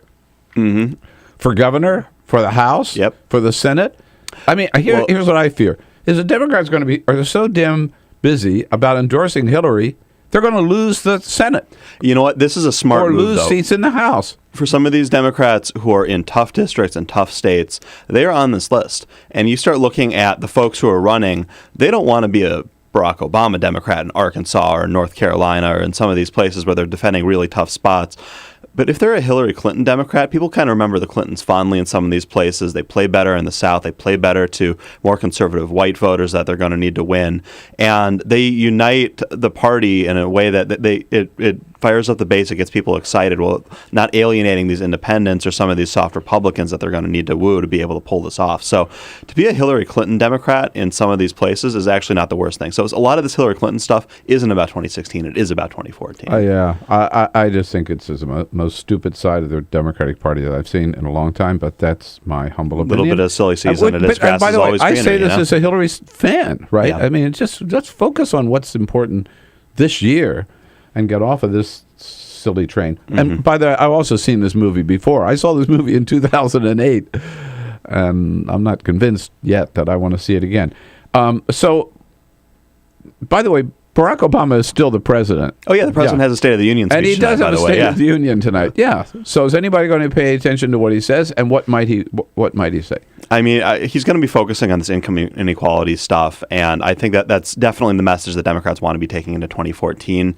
The question is, how many people are listening to the president at this point? And that's a big question. And he's going to be talking about raising the minimum wage. He's going to be talking about, I mean, he'll probably glance off Obamacare because, he kind of has to at this point. It'll be very interesting to see what somebody like Mark Pryor from Arkansas or Mark Begich from Alaska does when Obama starts touting, what has been accomplished with Obamacare. I mean, they got to stand up and applaud, but I think some of them are going to be looking a little awkward about trying to get up there because they don't want to be in a TV ad in 6 months. Barack Obama talking about Obamacare and them getting up like they're going to paint him as a stooge or something. Well, they don't want to be sitting there either, right? That is a good point.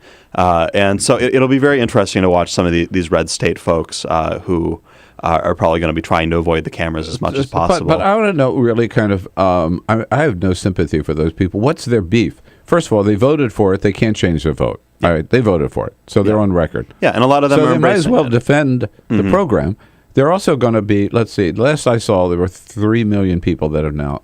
So we have another month to go, 2 months to go. By the end of March, it's going to be, let's be safe, 4 million, which may not be 7 million, which is what the Congressional Budget Office predicted. But still, that's 4 million people that have health insurance that never had it before. Why can't they just stand up and say, hey, yeah, it had a rocky start, but it's working, and I'm proud of the fact that I helped bring health insurance for the first time to 4 million Americans. Yeah, and I think a lot of them are doing that. I mean, you're seeing folks even in the very red states who voted for this, and they're embracing it and they're defending it. I mean, even Mary Lander, who's sought to fix the bill, change the bill, whatever. Now, I mean, she's still saying, "Look, this is something I'll defend. I'll willing to lose my seat over, basically," and she just might. But a lot of these folks are embracing it, but they would rather embrace the Affordable Care Act than Obamacare. They don't want the president's name associated with them so much. They want to talk about the good things that this bill is doing or that this law is doing, but tying themselves to the president in some of these states. And we just saw Gallup polling come out state by state yesterday. And of the 10 states where President Obama is most unpopular, Democrats are defending 5 Senate seats in those states. So if we're looking at President Obama's at 45% nationwide, it's one of the worst standings of a president at this point in history. Only President George W. Bush had a lower approval rating at this point in his history since polling really began in the 1930s. So President Obama is not that popular. And if he's at 45% nationwide, in Arkansas, he's at 33%. That's basically only African Americans are supporting him there. In Louisiana, he's not much better. In a state like Montana and Alaska, he's in the mid-30s. I mean, these are areas where the president himself is an albatross. So they can defend the bill, but they can't defend the president. So he's not dealing from strength? No. For sure? No. So the president has said that, and the White House keeps insisting, he wants to work with Congress, but that his focus is going to be, and he used this phrase himself, using the pen, my pen and my phone, right?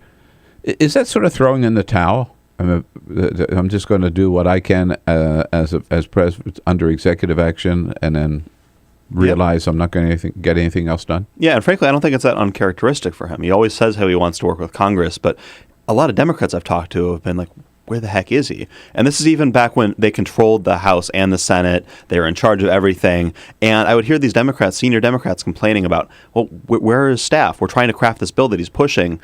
Where are they working with us on this? How are they helping us with this? Can they talk, come out and use the bully pulpit? President Obama has always been kind of this cool professorial guy who frankly doesn't like the glad handing that a lot of other presidents, both Bill Clinton and George Bush, were known for, getting to know their guys and getting them to work with them. And if he had bad relations with Nancy Pelosi, you see how he and Boehner are. They can barely talk to each other. And you really see the last couple of major deals that have been hammered out have been Joe Biden working with Mitch McConnell, or Mitch McConnell and Harry Reid somehow crafting something. And if the two of those guys do not like each other, can get something done, it shows where the president is with his own party and with across the aisle. And so the fact that he's saying, I give up on Congress, well, you gave up on Congress a couple of years ago. It doesn't mean it's not a two-way street. They've been hard to work with, too. So he is going to announce tonight, we know, that he will sign, or has already signed, perhaps by that time, an executive order raising the minimum wage for those who work for federal contractors. Yeah. And doing that by his... Now, do you think, given his political standing right now, is that likely to motivate Congress to act on the minimum wage across the board, or say, well, now he's done that, we don't have to do any more? Yeah, I don't think it's going to motivate Congress. I think the Republicans are going to say, look, President Obama is raising wages for federal workers at your expense, and anyone who is already backing this, even there's some Republicans who are, not necessarily against this, but now that it's President Obama's initiative, they're not going to want to go and help him. They want. It's a political year now. We're in an election year. The president is in a weak position. They're not going to want to hand him anything. There's no way that minimum wage is going to get done. You got to remember, a year ago they were talking about all this gun control stuff. It was right after Newtown. President Obama, had that big rousing, speech about, they deserve a vote. Democrats were all whipped up. And Gabby Giffords herself was around Congress lobbying in senators' offices, including, friends of hers so were the parents from Newtown. Yeah, and all these people who were, really personal connections, people were emotional, and nothing got done with that. Right, so the idea that this is going to move is just... So the question on the other side then is, do Republicans really believe that they can win strictly by opposing everything? To me, it's a party of opposition. I haven't seen them come up with anything of their own agenda yet. It's just, Obama's for it, we're against it. Obama's, we're going to have to take a break. So I'll let you think about that and get your answer when we come back on the other side here. It's the Bill Press Show, big day, State of the Union Day here in our nation's capital. Join the conversation anytime at 866-55-PRESS. Seen on Free Speech TV and online on TawkrTV. This is the Bill Press Show. It is possible to read the history of this country as one long struggle to extend the liberties established in our Constitution to everyone in America. In other words, who, according to our laws and culture, gets to be considered a person? The law creates legal personhood, and movements create law and change culture. So, how have the courts passed laws to shape our culture? That history goes way back before Citizens United. 1819, Dartmouth College versus Woodward, Supreme Court case, turned a corporate charter from a government-granted charter to a contract. This ruling gave corporations standing within the Constitution. 1886, Santa Clara County versus Southern Pacific Railroad. Though the court did not rule on corporate personhood, the decision was subsequently cited as a precedent to hold that a private corporation is entitled to the same 14th Amendment rights of due process and equal protection as human beings. This makes it impossible for us to make laws that treat local businesses any differently than giant multinational corporations, even if their business practices are deemed to be harmful to workers, the environment and communities, or if they have a history of violating the law. Hale versus Henkel, 1906. The court granted corporations the Fourth Amendment search and seizure protection. Dodge versus Ford Motor Company, 1919. The Michigan Supreme Court says the business corporation is organized and carried on primarily for the profit of the stockholders. Stockholder primacy is established. The purpose of the corporation, according to the court, is no longer to serve the public good, as it had been. It is now to maximize profit for shareholders above all else. Pennsylvania Coal Company versus Mahon, 1922. Corporations get the Fifth Amendment takings clause, meaning If you pass a regulation that impacts a corporation's ability to make a profit, that is deemed a taking, and they can sue for the right to future profits lost. This creates a chilling effect, and local and state governments become much more hesitant to pass laws in the public interest for fear that corporations can claim loss of potential profits that cities and states will be on the hook to pay. Buckley versus Vallejo, 1976. The Supreme Court rules that spending money to influence elections is protected under the First Amendment, in effect saying that money is speech.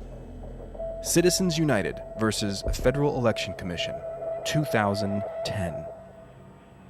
Today, the Supreme Court of Chief Justice John Roberts declared that because of the alchemy of its 19th century predecessors in deciding that corporations had all the rights of people, any restrictions on how these corporate beings spend their money on political advertising are unconstitutional. The court's ruling threatens to undermine the integrity of elected institutions across the nation. It's a rejection of the common sense of the American people.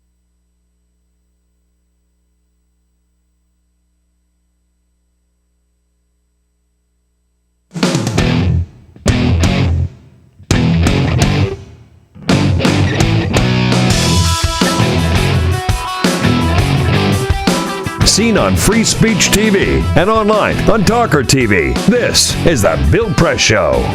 12 minutes before the top of the hour, Peter Fenn joins us, Democratic strategist. Peter Fenn joins us as a friend of Bill. In the next hour, Cameron Joseph is here from The Hill at this time, here in studio, thehill.com.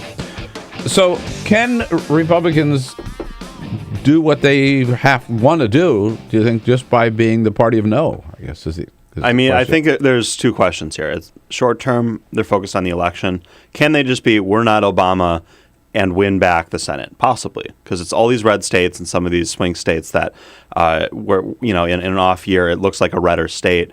And short term, they're looking at this and they're saying, hey, Obama is so unpopular, let's focus on him, let's focus on Obamacare. And they're changing it a little bit from 2010, 2012, where it works Obamacare writ large. But this is a short-term fix. Could they take back the Senate with us? Yes. Are they going to fix the party? Are they going to become a party that can build a coalition to win in a presidential year when folks my age and more African-American and Hispanic folks turn out? That's going to be pretty tough. And I know some Republican strategists, the smart, long thinkers who I've already been talking to, are saying, we're getting nervous about this because we're worried that we're going to win this year. People are going to take the wrong lesson from this and say, hey, everything's fixed with the party. We don't need to worry about women. We don't need to worry about Hispanics and immigration. Yeah. We don't need to worry about all these things. And then nominate somebody, have a bruising primary and nominate somebody who isn't going to be able to appeal to somebody who, might be open to voting for a Republican, but isn't going to be willing to vote for the Republican Party as it stands right now. Yeah. I think they're blowing smoke if they think they're going to take back the Senate this year, too. But it just seems to me at some point that, look, that's what 2012 was all about. Mitt Romney's campaign was just anti-Obama. I'm not Obama. I mean, he didn't really offer anything. It didn't work out very well for them. Yeah, Mitt Romney's campaign, no one was clear what he was offering, who he was. Right. And Obama was able to paint him as this, and he certainly played into some of this, as this plutocratic, out-of-touch billionaire. Some of it was about the policy. Most of it was just about who the man was. And we're looking forward, and President Obama is not as well, doing as well, but at the same time, Republicans should be able to be crushing Democrats right now with President Obama's numbers where they are. And the fact that Democrats are still hanging on in some of these red states in the polling, there's maybe running even with the Republican. I think, again, it's because the Republicans don't have anything to offer. But speaking of their frontrunners for 2016, Rand Paul, on Sunday, Meet the Press. Here's his chance to really show he's a serious candidate. I think he's had some very smart things to say about NSA and going too far and about the use of drones and raising some serious questions. And then he comes out and says, I know what we ought to talk about in 2016. Let's talk about Monica Lewinsky. Yeah, that's our answer to when the Democrats say that Republicans are not being fair to women. And what is he thinking? Yeah, crazy like a fox. He's looking at the primary. He's looking at his base. This gets Republicans very excited. And there are a lot of Republicans, and you saw Mike Huckabee say the same thing. At some point, they have to get somebody other than fellow Republicans excited. Yeah, right? If they're ever going to, in the long term. I mean, part of this is tarnishing the Clintons. And they've been almost deified at this point. And, Republicans have been beating up on them for the last year or so. And you've seen Hillary's numbers slip a little bit, although that's just the total Democratic brand slipping. But Republicans have the realization that they can't let Hillary walk into this as the most popular politician in the country, because she's got a very, very high floor and a very low ceiling. She's not going to move that much because everybody knows who she is. But they realize they're going to need to work early and often to make sure that people don't like Hillary as much as they like her right now, or that they liked her 6 months or a year ago. And this is part of that. And saying, look, we may have X or Y on women, but the president of the United States, who is married to the woman who's likely going to be the next presidential nominee for the Dems, slept with a 20-year-old, or however you want to characterize sex, as Bill Clinton did, but and try and knock him down a peg, because he is the most popular guy on the trail right now. But a 22 or 23 okay, fair enough. I just quoting around, yes, there is a difference. No, there is a big difference. I'm not defending Bill Clinton. All I'm saying is let's get the age right. Yeah. A younger person who was an intern in the White House. And so they're trying to knock him down. And this gets the base excited. And you saw all the right-wing blogs going nuts for Rand, which is what he wants. And B, they're trying to hurt Hillary. But you talk about younger, you just mentioned younger voters. There are a lot of younger voters, people will be voting for the first time. Yeah. Who either were not born when this happened or were in diapers when this happened. Oh, yeah. And do you really think that that's where the country wants to go? Back to, Jesus, we spent so much time talking about Monica Lewinsky and Linda Tripp and all that gang. I mean, to be honest, Rand Paul wants to take the Republican Party back there. I barely remember it. I was 8 when it happened. Right. All right. Yeah. I mean, like, it was kind of my first memories. Was like, wait, why is the president? What's going on with this? Who is this woman? Get the newspaper away from Cameron. He can't read that yet. Exactly. I mean, I think there's a whole generation of us where that's what we found out what sex was from Bill Clinton. And I mean, so you ought to be grateful, dude. Yeah. Thanks, Bill. I'm not going to get it too far into that. I mean, we don't remember it, and I'm almost 28, and so we're looking at a 22-year-old graduating from college, and they're hitting Hillary on something Bill did back then. I mean, it was before they were born. Yeah, exactly. That's my point. I think that's a strategy. They ought to look for another one. Hey, this is so much fun, and you're lucky we're out of time to push you on that. Great to see you. Thank you so much. Say hello to all of our good friends at The Hill. Will do. Thanks for having me. All right, we'll be right back. This is the Bill Press Show.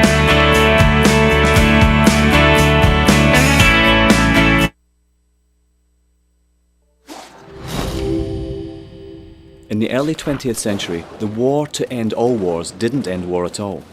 It stoked the fires of change. A traumatized world was ripe for change. The world was ready for modernism. Modernists wanted to forget history, or at least reinterpret it.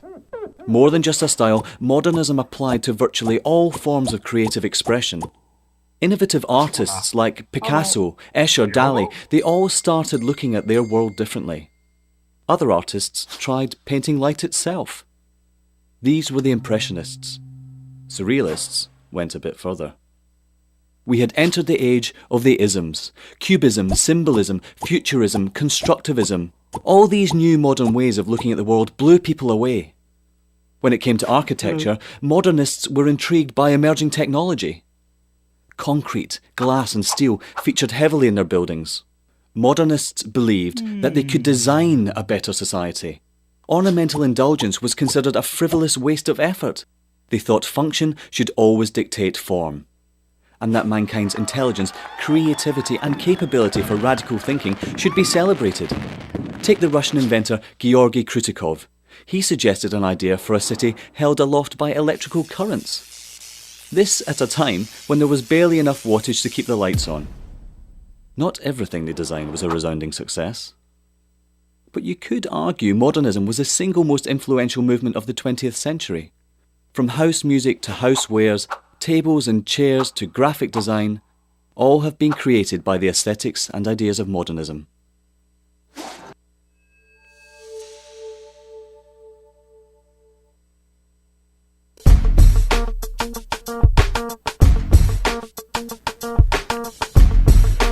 All right, 2 hours, good hours so far. Are you ready for hour number 3? Hey, we got a big one coming up. Peter Fenn, Democratic strategist, is going to be here for the entire hour.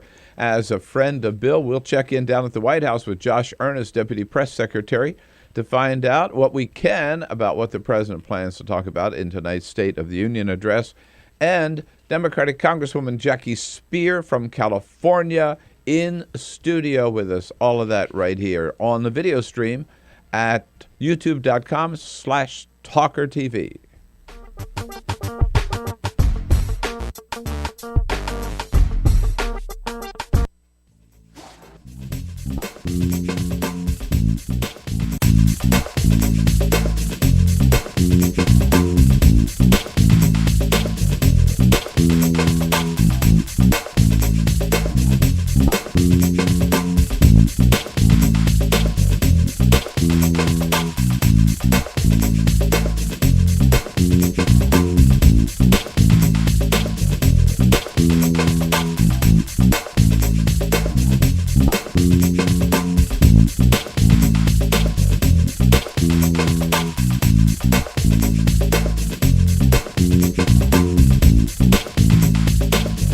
State of the Union, 9 o'clock Eastern, and is going to announce, it's already official, that he will raise the minimum wage by executive order for those working for federal contractors.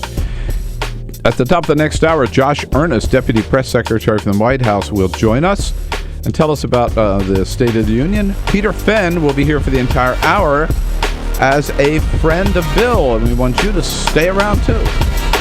This is the Bill Press Show.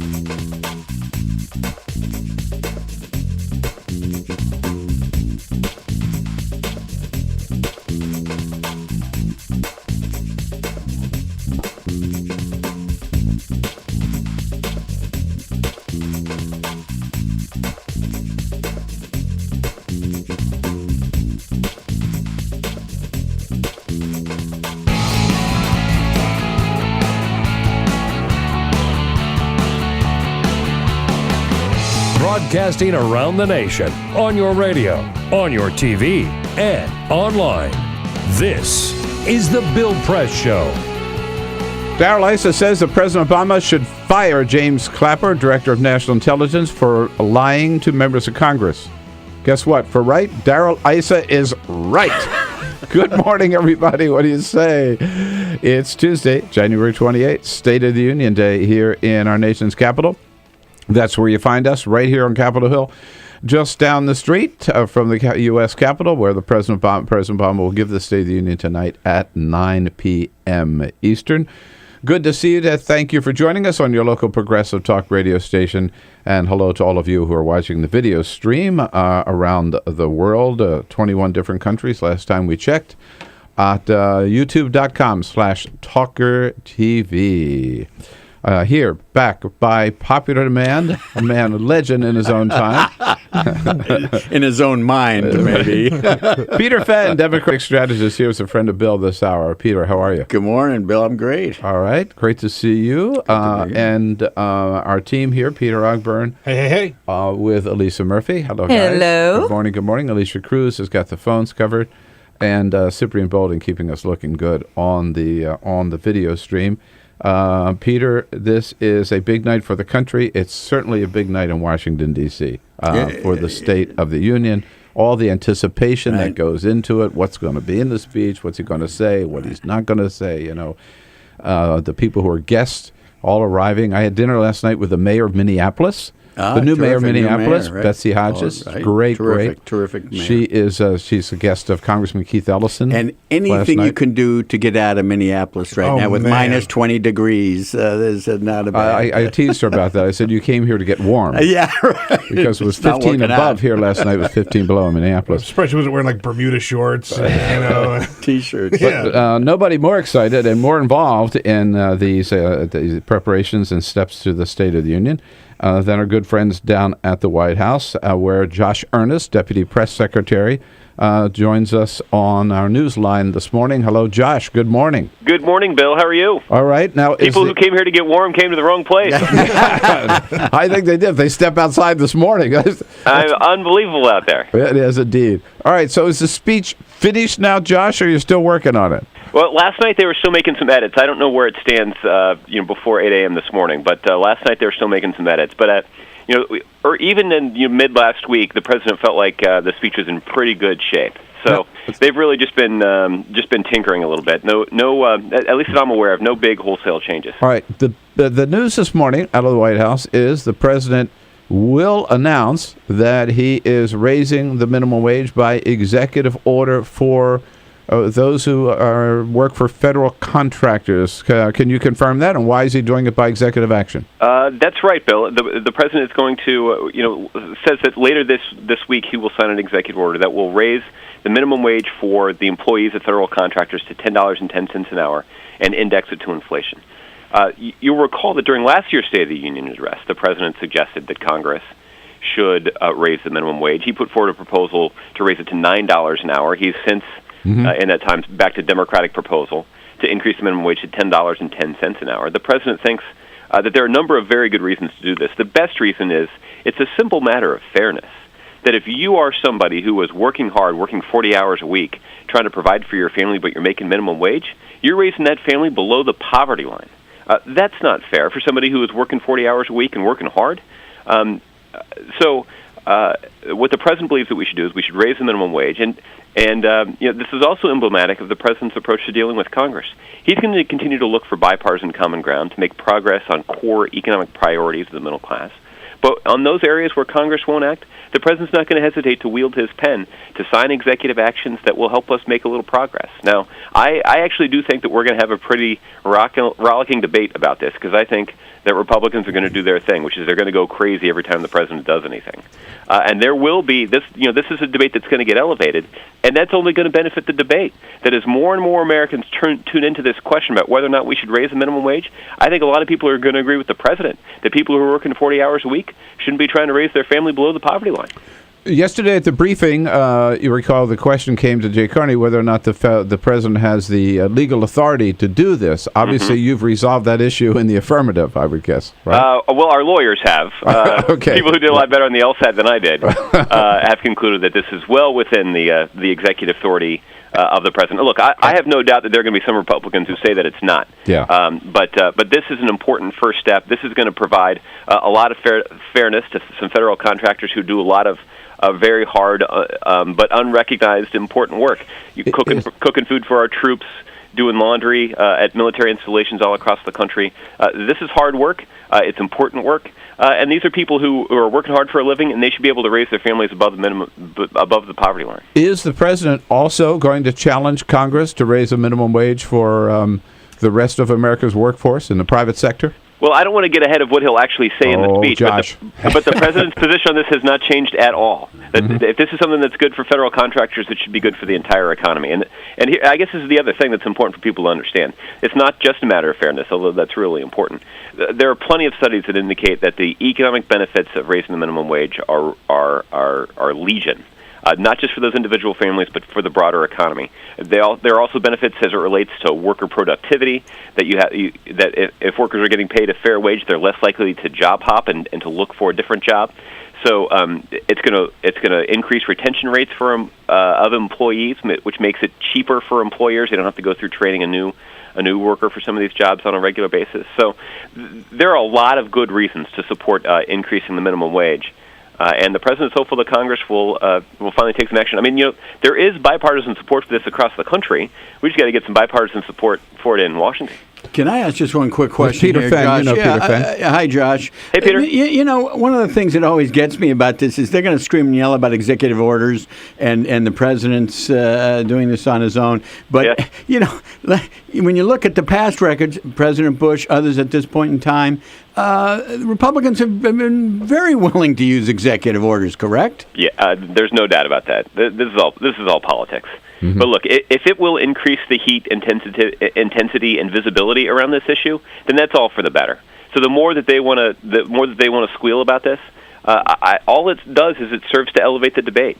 And the more that people tune into this debate, I think that we're going to build more public support across the country for taking this important step. That, like I said, is just a simple matter of fairness. Helps end gridlock. Yeah. Now, Josh, you have this national platform right at this moment here with all of our listeners around the country and all of our viewers around the globe, and you've released this one nugget this morning about something the president is going to announce. Are there any other announcements you'd like to make of something that's definitely going to be in the State of the Union tonight? There are. But I also like my job, so nothing that I can reveal at this point. But here's the other thing that I think that you can that your viewers and listeners can look for, which is you're going to hear from the president a kind of optimism that is a little bit different than the kind of optimism that he's projected in the past. If you think back to the State of the Union addresses that the president's delivered over the last 5 years, he's never delivered a State of the Union address when the economy has been as strong and as healthy as it is right now. True. That we've made tremendous progress over the last 5 years. And frankly, some of that is a testament to the policies that this president's put in place. But the people who deserve the bulk of the credit are the American people who have really put their shoulder to the wheel and dug this economy and this country out of a deep hole. So the question is, how are we going to dig out of that? How are we going to build on this momentum to try to keep it going and to make sure that everybody benefits from this economic recovery, not just those at the top, but that middle-class families all across the country can get in on some of these benefits? And that will be a core part of what the president talks about in terms of being optimistic about the future, but also being determined that whatever policies we put in place are going to be the kinds of policies that expand economic opportunity for the middle class, that grow this economy from the middle out, that is how we have a strong, stable economy, and that's what the president, that's the vision that the president will present tonight. You haven't used the phrase, but is that the theme of income inequality that the president has already talked about? Well, opportunity. That's right. And what the president will lay out tonight is a vision of expanding economic opportunity for everybody, and that is the best way for us to address this persistent problem of economic inequality in this country. There is this sense that a lot of the benefits of the economic recovery have flowed to those at the top. And we want a country, the president wants a country, where people who work hard, people who are talented, people who are entrepreneurial, people who are committed to their success can succeed. That is the essence of what makes this country great. But what's just as important and what makes our country unique from so many others is we want to make sure that everybody has that opportunity, that everybody who's willing to work hard, everybody who's willing to be entrepreneurial and take risks has an opportunity to succeed. And that will be the core organizing principle of the speech tonight. And that is the best way for us to address what the president thinks is really the core challenge facing the country, which is this persistent and in some cases growing economic inequality. We will be there tonight, and that is a very, very powerful theme, I think. And one of the, as the president called, one of the defining issues of our times is dealing with this income inequality for sure. And I guess this is to be the last thing I'd say, which is for all of the differences in opinion and disagreements that we experience, particularly that are the subject of heated debate in our nation's capital, this should be something that we should be able to agree on. This should be the kind of thing that we can rally around and really do some good for the country. One would hope. Hey, Josh, thanks for your good work and thanks for your time this morning. All right, guys, have a good day. Thanks for the opportunity. We'll see you. Okay, Josh Earnest. His title keeps growing. I just refer to him as the Deputy Press Secretary, but I was just looking. His real title now is... This is the official one. I had to look it up. The official title, he has Special Assistant to the President and Principal Deputy Press Secretary and Chief of Staff in the White House Office of Communications. There you go. That's a good, nice long title. Longer than any title I ever had. His business card is this big. That's right. Hey, look, if he screws up on one job, he's got 2 more, 3 more there, There it is.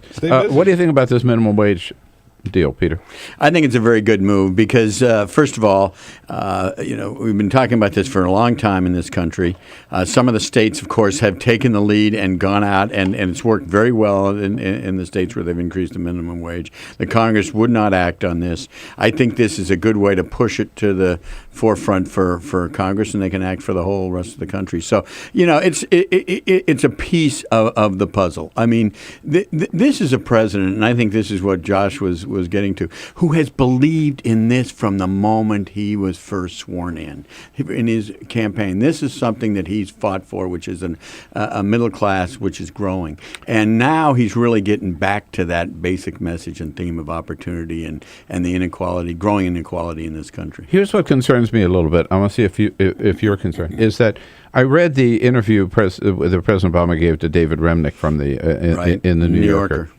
And then I read Peter Baker's piece Sunday morning in the New York Times about what we might expect in the State of the Union. And I came away from both of those with the president talking about how little power he has, how little he can get done. Right. He's swimming upstream. I realize that I may not the things that I start may never get accomplished, but maybe I can at least get something started. I can get my little paragraph right. I mean, I sort of have the feeling that the president has kind of thrown in the towel.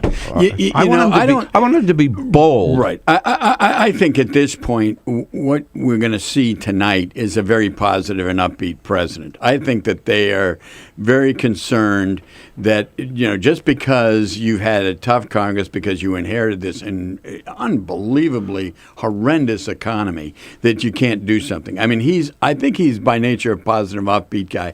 But his approach has always been, sort of the long haul, the long road and all that. But you've got to give people a sense, he's got to give people a sense tonight that he's on the move, the country's on the move, we're doing better, and God damn it, we're going to pass this stuff, or I'm going to do it with my pen. No, I want him to, no, seriously, that's what I want. I want to hear, I think the American people want to hear, it's bold, this is what we're going to do, boom, boom, boom. It's sort of this, damn the torpedoes, full speed ahead, and not, we can't do much. And in fact, the challenge, I said, your poll numbers are down, my poll numbers are down. So why don't we do something to help us both out by getting something done? Right. That's stupid. And this is a president. That would be a great pitch, by the way. No, seriously.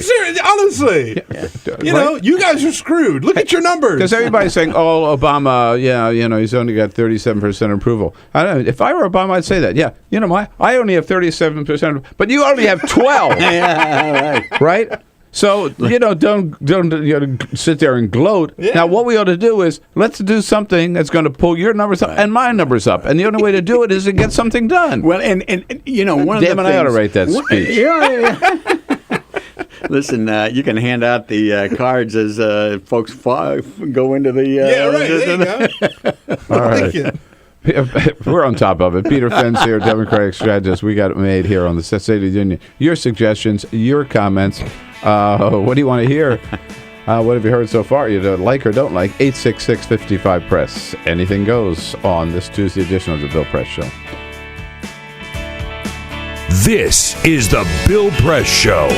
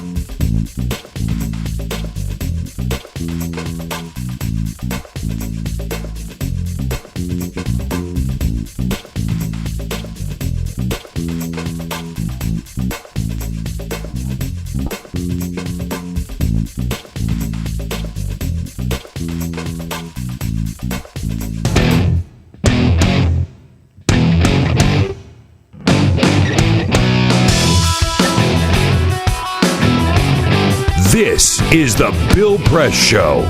25 minutes after the hour, Jackie Speier from California, Congresswoman of California, joins us in the next half hour here. Joins me and Peter Fenn. Peter, John is calling from Fort Worth, Texas, with a quick question. Hey, John, what do you say? Hey, good morning. I thought in February 2009, when you guys had absolute total control, the majority in the Senate and all, in the House, we passed the $800 billion stimulus bill. And I remember, Uncle Joe out there in May of 2010 saying 2010 is the summer of recovery. And 5 years later, we're still wallowing in this. And the simple fact of raising the minimum wage means that's all I, as an employer, have to pay. I don't have to pay any more than that. And then all that's going to happen is I'm going to look at my people and say, okay, well, one of you is going. Yeah. Guess what, John? I've heard that argument. I heard that argument too long, too much. Suck it up, man. Suck it up and pay your employees what they're worth. I mean, this crap. Well, the facts are that if you look at times when the minimum wage is raised, there has not been a reduction in employment. Never. That's the key thing. And they make this argument every time, and I'm just so sick of hearing it, And, he's living off the fat of the land and expecting his people to work for $4 an hour. Well, guess what? Ain't going to happen. So, tough. And if you don't like it, just leave. I have no patience for these guys anymore. I'm going to ask you about, I think what President Obama, the best thing he's got going for him maybe is, so he's going to give a speech tonight, and the response is going to come from, the response is going to come from Ted Cruz is doing his response, Rand Paul is giving his response, Mike Lee is giving the response to the Tea Party, and then Kathy McMorris Rogers is giving the official response of the Republican Party. Well, are these guys one party or four? It's worked so well for them in the past to put the crazy caucus up on TV. Now, the Cruz thing is quite interesting to me because he's got the pre-speech response. Yeah. That is, he's responding to something he has not heard yet, which is, of course, a wonderful thing for Ted Cruz because he doesn't really rely on facts to do much of anything. But he spent the last 2 days on this. And then, we do remember, of course, when Michelle Bachmann gave the Tea Party response, where she looked at the wrong camera during the entire period. That's right. So, I mean, my attitude on this is let him go. Why don't we put 3 or 4 more out there? So poor Boehner is pulling his hair out on this one. It must be embarrassing. They can't get together on how they want to respond to President Obama, which is certainly good for Obama. They're all over the place. All over the place. And do you think if you add up Ted Cruz, Rand Paul, and Mike Lee, you're going to hear one intelligent comment? No. It's good for us, I guess. Congresswoman Jackie Speier joins the conversation This is the next. Bill Press Show.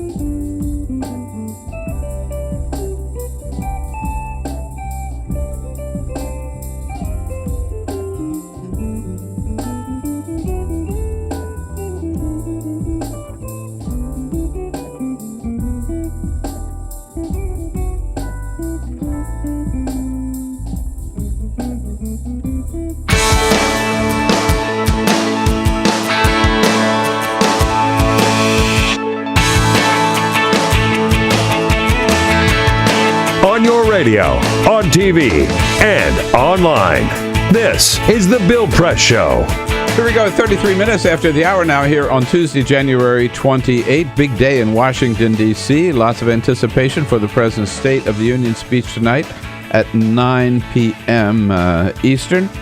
And here joining us in studio, she will be, of course, in the hall tonight in the House of Representatives for the joint session of Congress and the President's State of the Union. Congresswoman Jackie Speier from California. Congresswoman, always good to see you. Great to see you. Welcome back. Big day. Very excited. It's always a big day for the State of the Union. Peter Fenn, Democratic strategist, here as a friend of Bill this entire hour. Peter, always good to have you on board. First of all, Congresswoman, you coming in from California as a fellow Californian, what's the latest on the drought? This is scary stuff, huh? It's scary stuff. It's the second year of this drought, and it's profound in so many ways because we have been conserving. We've been conserving since the last drought. And in fact, if you look in Northern California, we've grown in terms of the numbers of people. We have not grown in the usage of water. We've got to remember that 80% of the water in California goes to agriculture and heads south. So we've got to come up with better ways of not just conservation, but preventing evaporation of water that we do have. I don't know how long it's been since it's rained, but is there any forecast? I mean, you know, we think of California, I mean, living there so long, the winter is just all these storms coming across the Pacific. Right. They're all lined up, and they're beating California, boom, one after the other. And this year haven't been none of them. So scattered showers on Thursday is what's predicted. Yeah, we need more than that. We need more than scattered showers. Hills are brown, people that they can't get enough feed for their cattle, right? And we're selling off cattle. Selling off, yeah. To Texas because they can't feed them. Now, I want to know, as a very prominent and one of my favorite women legislators, what do you think, and a leader among American women, what do you think about Uncle Sugar having to bring you your monthly prescription of the pill, according to Mike Huckabee, because you women can't control your libido? It just shows you the outrageous thinking process among some Republicans. And unbelievable. It never stops. We ask for rape. It's the will of God. I mean, and their absolute focus on sex. I mean, it's really, I don't know what the word is. Disgusting, out of touch, but it really speaks to the great divide. You know what strikes me about this, too? These are such unscripted sort of moments. You could see him doing this. And his thought process, it's not like he's reading from a text. He's going off. And this is the way it was with, what's legitimate rape? I mean, they're not scripted. And once you can see this come, you think, but what else is back in there? But unscripted means this is really what they think. Exactly. And That's what right. they believe. Exactly. Remember, they have a memo that was sent out to Republican members on how to talk to women in America. Didn't work. Just within the last 3 weeks. Well, you would think that they would have learned from Todd Aiken. Right. Don't talk about women's bodies, right? Just don't even try, because you're just going to get in trouble. But it does seem to me, and then adding to Mike Huckabee, right? We'll get to the State of the Union in just a second here, but this is so outrageous, is that Rand Paul gets on Meet the Press on Sunday. He's asked about the Republican war on women. He said, don't talk about our war on women. Let's talk about Bill Clinton back in 1995 and 97. Now, not defending what Bill Clinton did, but Does that negate the Republican war on women? Well, and ascribing it to Hillary, which was preposterous. Say, yeah, right, I mean, right. absolutely preposterous. Because he says you can't distinguish one Clinton from the other. Yeah. Hello?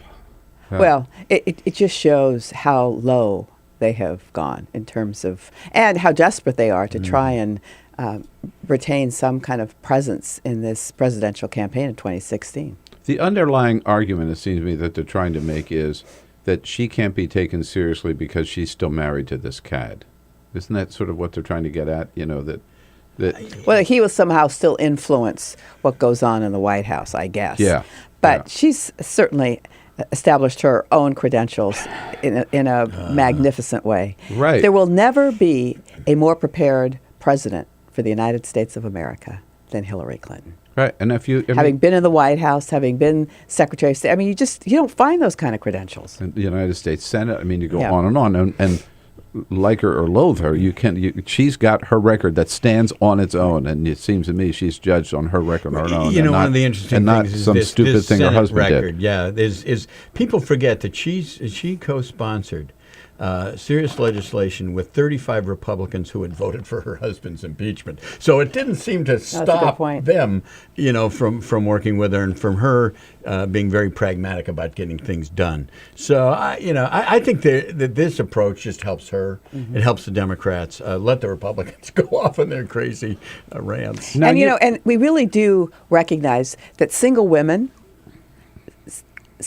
whether they're divorced, never married, they are going to be a very powerful force in the 2014 and probably the 2016 election. Absolutely, and that's why one would think the Republican Party would be trying to figure out a little better job of appealing to them. And when you get someone in to say, okay, what should our message be to the women of America? You shouldn't invite Mike Huckabee as your former Southern Baptist preacher. We know what they think about women. Well, he didn't get the memo from the obviously he didn't the Republican caucus. No, he didn't. Another issue while we're at it that you and I have talked so much about, and it's been such an important cause for you, is the sexual assault in the military.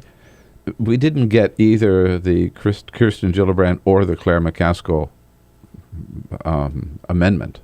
Well, let me tell you what we did get So did we? Yeah. into the NDA from the House side, in which I was party to this effort. We did get what are called Article 32 hearings, where they can actually cross-examine you before they even charge. For 32 hours, this one midshipman was actually questioned by 3 defense attorneys for 32 hours. She's the victim. And asked questions like, why do you open your mouth for oral sex? Totally outrageous. And in those cases, 30% of them dropped the complaints. No longer can they do that. No longer can a convening authority, the general, overturn a court-martial, which happened in Aviano, Italy. Yes. No longer can they reduce the sentence. Those were elements that we got in to the omnibus bill. And for all those victims that had what were deemed personality disorders and discharged from the military because they did file a complaint, all of those cases now have to be reviewed, and their DD-214s, their discharge papers, have to be changed if it does not reflect reality. Great. So that's significant Those progress, given what you are up against. Right. Yeah. And it's not taking it out of the chain of command, which is where we have to go, but we're on our way. And which you're still determined to I'm get. absolutely. My STOP Act is in the House with 147 co-sponsors and has yet to have a hearing. Really? Yeah. Under the Republican control. Tonight, you've heard, as we all have, all the speculation about what he might say, what he might not say. Do you think this is good? Do you feel good about the prospects for tonight? You're going to hear a good, positive, upbeat, let's go get him speech, or how do you feel? I think we're going to hear a speech that's going to be no nonsense. I think we're going to hear a speech that is going to be full-throated. And I think the president has kind of earned his stripes since the shutdown. I mean, I saw a different president at the shutdown. He drew a line in the sand and he didn't cross it. And for too long, he would negotiate away the strength that the Democrats had, in my opinion. He's not doing that anymore. He's recognizing that if he wants to get anything done, if he wants his legacy beyond the Affordable Care Act, he's going to have to either make the request. If it's not, if there's no willingness to support it or negotiate, then he's going to do it by executive action or executive order. So you think it's been a bold, upbeat speech? And I think income equality is going to be a high note of this speech. The fact that this country has allowed this to go on for so long. And the faces of those who do not have are not the faces of lazy drunks on the street corners. I was in a homeless shelter in my district last week. I talked to a family. The wife is working at Safeway in the pastry department. The husband is working in the warehouse of Office Max, and they're homeless. We're talking about the homeless, working poor in this country. Well, Peter, I saw a piece on CBS News last night, and they were at one of these employment centers. And here's this guy, he's lost everything, out of work for a long time, moved back in with his parents. And they said he'd applied for like 45 jobs. It's not because he's getting unemployment insurance that he gives up, right, and doesn't even look for a job. And this is the most important thing about this. I think he's going to personalize this. I think he's going to take it right to hearts as well as minds. I mean, you'll see some statistics, but I think what this is really going to be about is how do you provide opportunity for these people that's reasonable opportunity. And that's why the minimum wage is important. That's why the infrastructure bank is important. That's why really helping people get insurance. Absolutely. I mean, and the stories that he can tell about real people in this situation are critical to getting the point across. And it does come back to women, because 70% of those who are in poverty or on the brink of poverty are women and children. 2/3 of those who are getting minimum wage are women. So there's a whole nexus here that I think is important to reach. And those are the themes we're looking for tonight in the State of the Union. You are as well at home. Give us a call. What are you looking for? What do you think? What do you hope to hear from the president? And what do you think about this? He's already announced that he's going to raise the minimum wage for those who are working for federal contractors. He's going to do that by executive order. 866-55-PRESS. You know the toll-free number. We'll be right back with Congresswoman Jackie Speier and Peter King. Pete. This is the Bill Press Show.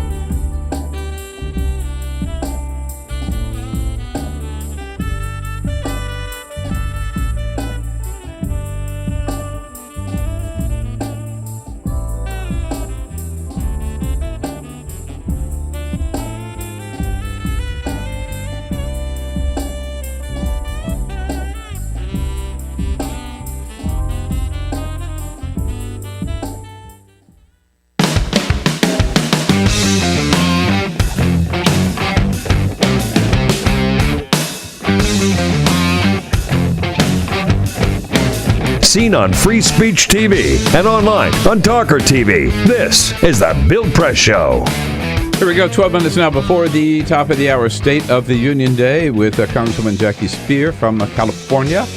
And it's the 14th district, just south of San Francisco. And Peter Fenn, do you have any of San Francisco? Oh yeah, I've got about 100,000 people in San Francisco. All right, enough. And I've got the airport.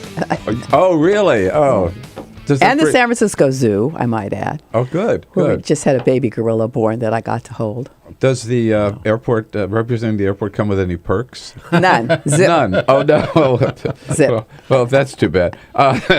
Coming up soon will be, the president might relate to this tonight, the vote over the debt ceiling.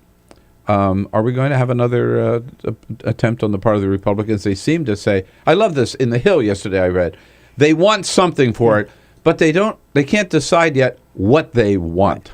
I mean, what kind of a policy is this? But what do you say? But it actually speaks to what's wrong in Congress. It's all about getting their pound of flesh, making their point. It's not about moving the country forward. It's not about improving the economy. It's about bringing him down so that they can be successful in winning the next election. And that's why we are stymied, and that's why the American people think Congress sucks. Yeah, and the idea that we're going to get something out of this guy, we just can't decide yet what we're going to ask for. Well, it can't be that important. Well, you know, the truth of the matter is, when the U.S. Chamber of Commerce wants the debt ceiling increase, the Republicans are going to fall in line. And the president is smart enough now not to negotiate with, quote, terrorists in this respect. Then that's basically what happened when the government shut down, too. The business community finally said to these folks, hey, we're not going to support you unless you straighten this out, because this is hurting our business, this is hurting our bottom line, and it's obviously hurting the economy. But they want their pound of flesh. And the crazies will push it, but I think the question is whether Boehner can. I think the president's doing the right thing to hold the line here. Absolutely. We had a great conversation going. We want to bring in Ken, who's calling from out in Chicago, WCPT in Chicago. Hey, Ken, good morning. Yes, sir. Great talking with you. Thank you. I wanted to ask how much importance do you think the president will place on electing a new Congress, getting the so-called people out, and voting the people in that will actually get the job done? So the question is, how much emphasis will the president place tonight on electing new people to Congress who will actually be interested in getting the job done? Great question, Ken. Congressman, I don't think the president's going to talk about electoral politics in tonight's speech. No, I don't think so. In fact, I think, these are the people who came to the party with him. He's got to dance with them in terms of trying to negotiate some kind of resolution. What's really interesting is that of all the requests he made in his State of the Union address last year, 41 of them, do you know how many Congress actually acted on? Right, 2 of them. I heard that earlier this morning. It's the only reason I know it. Yeah, 2 out of 41. But on Ken's point, there clearly is no bigger priority for 2014 for Democrats than to take back the House and to hold on to the Senate. Very Correct? true, yes. And I would add, get some moderate Republicans elected to Congress. I mean, we should be just as interested in making sure there's fewer Tea Party Republicans, because there are a lot of Republicans that I can work with and that are rational people, and that given the latitude would do a lot more in terms of moving to the center. And Peter, some Republican organizations have picked this theme up too and are really working against some Tea Party candidates. Right. I mean, that's the interesting thing about what we were just talking about is you have folks in the community who said, listen, I don't want to elect somebody who is going to spend their entire time in an ideological straitjacket and who is going to stop things from getting done. So they have gone into these primaries and they have decided that they are going to support some of these moderate Republicans over the Tea Party challengers. Yeah, and usually the money has come in from the other side, so these poor moderates have no shot. But they've recruited candidates and started. Now, how much of it's going to work, we'll have to see. A final question for you, Congresswoman. The Affordable Care Act. Democrats are going to have to decide this year, are they going to defend their vote and defend the program or try to run away from it? How's it going to play, do you think? I think in different districts it's going to play differently. But the truth of the matter is the Affordable Care Act is working. 3 million Americans now have health insurance. over 1 million picked up health insurance in the last month. By March 31st, I don't know that we'll be at 7 million, but we're going to be, I think, on our way to that, and it's only going to grow. And, there's no program that's ever been initiated in this country, whether it's Social Security or Medicare, that didn't have growing pains. And so we're just going to have to suck it up. We believe in this for all the right reasons, and you talk to so many people who have actually seen their actual insurance premiums come down. They're so grateful. This has been a huge win for the middle class. And people who have insurance who could never afford it before or get access to it. Right. A win-win, Peter, do you think? I think it's going to be a win-win. I think the problem the Republicans have is they put all their eggs in this basket. They thought that they were going to win everything because of what happened with the rollout. And in California, it's a great success story because they set it up right. In other states, where Republican governors, Republican legislators, they haven't agreed to Medicaid. It's been tougher. But the other thing is young people. It's coming up. Yeah. I mean, it was 25%. If they can get to close to 40, and I think, look, they're always the last to sign up, right? Yeah. So I'm much more optimistic about this work. All right, you got a good optimistic message here from Congresswoman Jackie Speier. Thanks so much, Congresswoman. My great pleasure. to see you, and Peter Fenn. Always great to have you here, Peter. Thank you. I'll get the last word with today's parting shot. This is the Bill Press Show.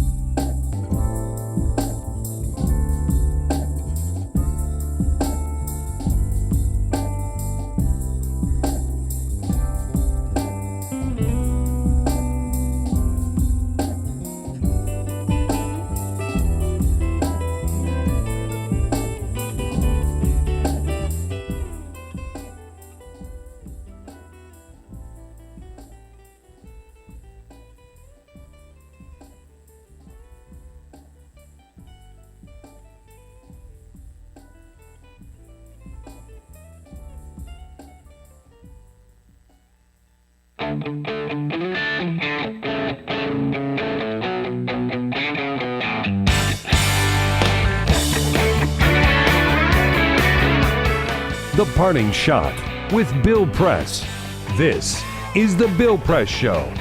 Well, when you hear Rand Paul, you know that the apple didn't fall far from the tree. Just like his father, he can say some very smart things and then turn around and say something extremely stupid, like he did Sunday on Meet the Press, talking about Bill Clinton, accusing Bill Clinton of predatory behavior toward Monica Lewinsky and vowing this would be an issue if Hillary Clinton runs for president in 2016. I mean, what total nonsense. First of all, not defending Bill Clinton's behavior. But does Rand Paul really think Americans want to go back and argue about something, the sins of Bill Clinton that happened some 20 years ago? And by the way, this has had nothing to do with Hillary Clinton. She's a former First Lady, former United States Senator, former candidate for president, former Secretary of State. She stands on her own with her own outstanding record. There is no way Hillary Clinton should be held responsible for the sins of Bill. See you back here again tomorrow, folks. This is the Bill Press Show.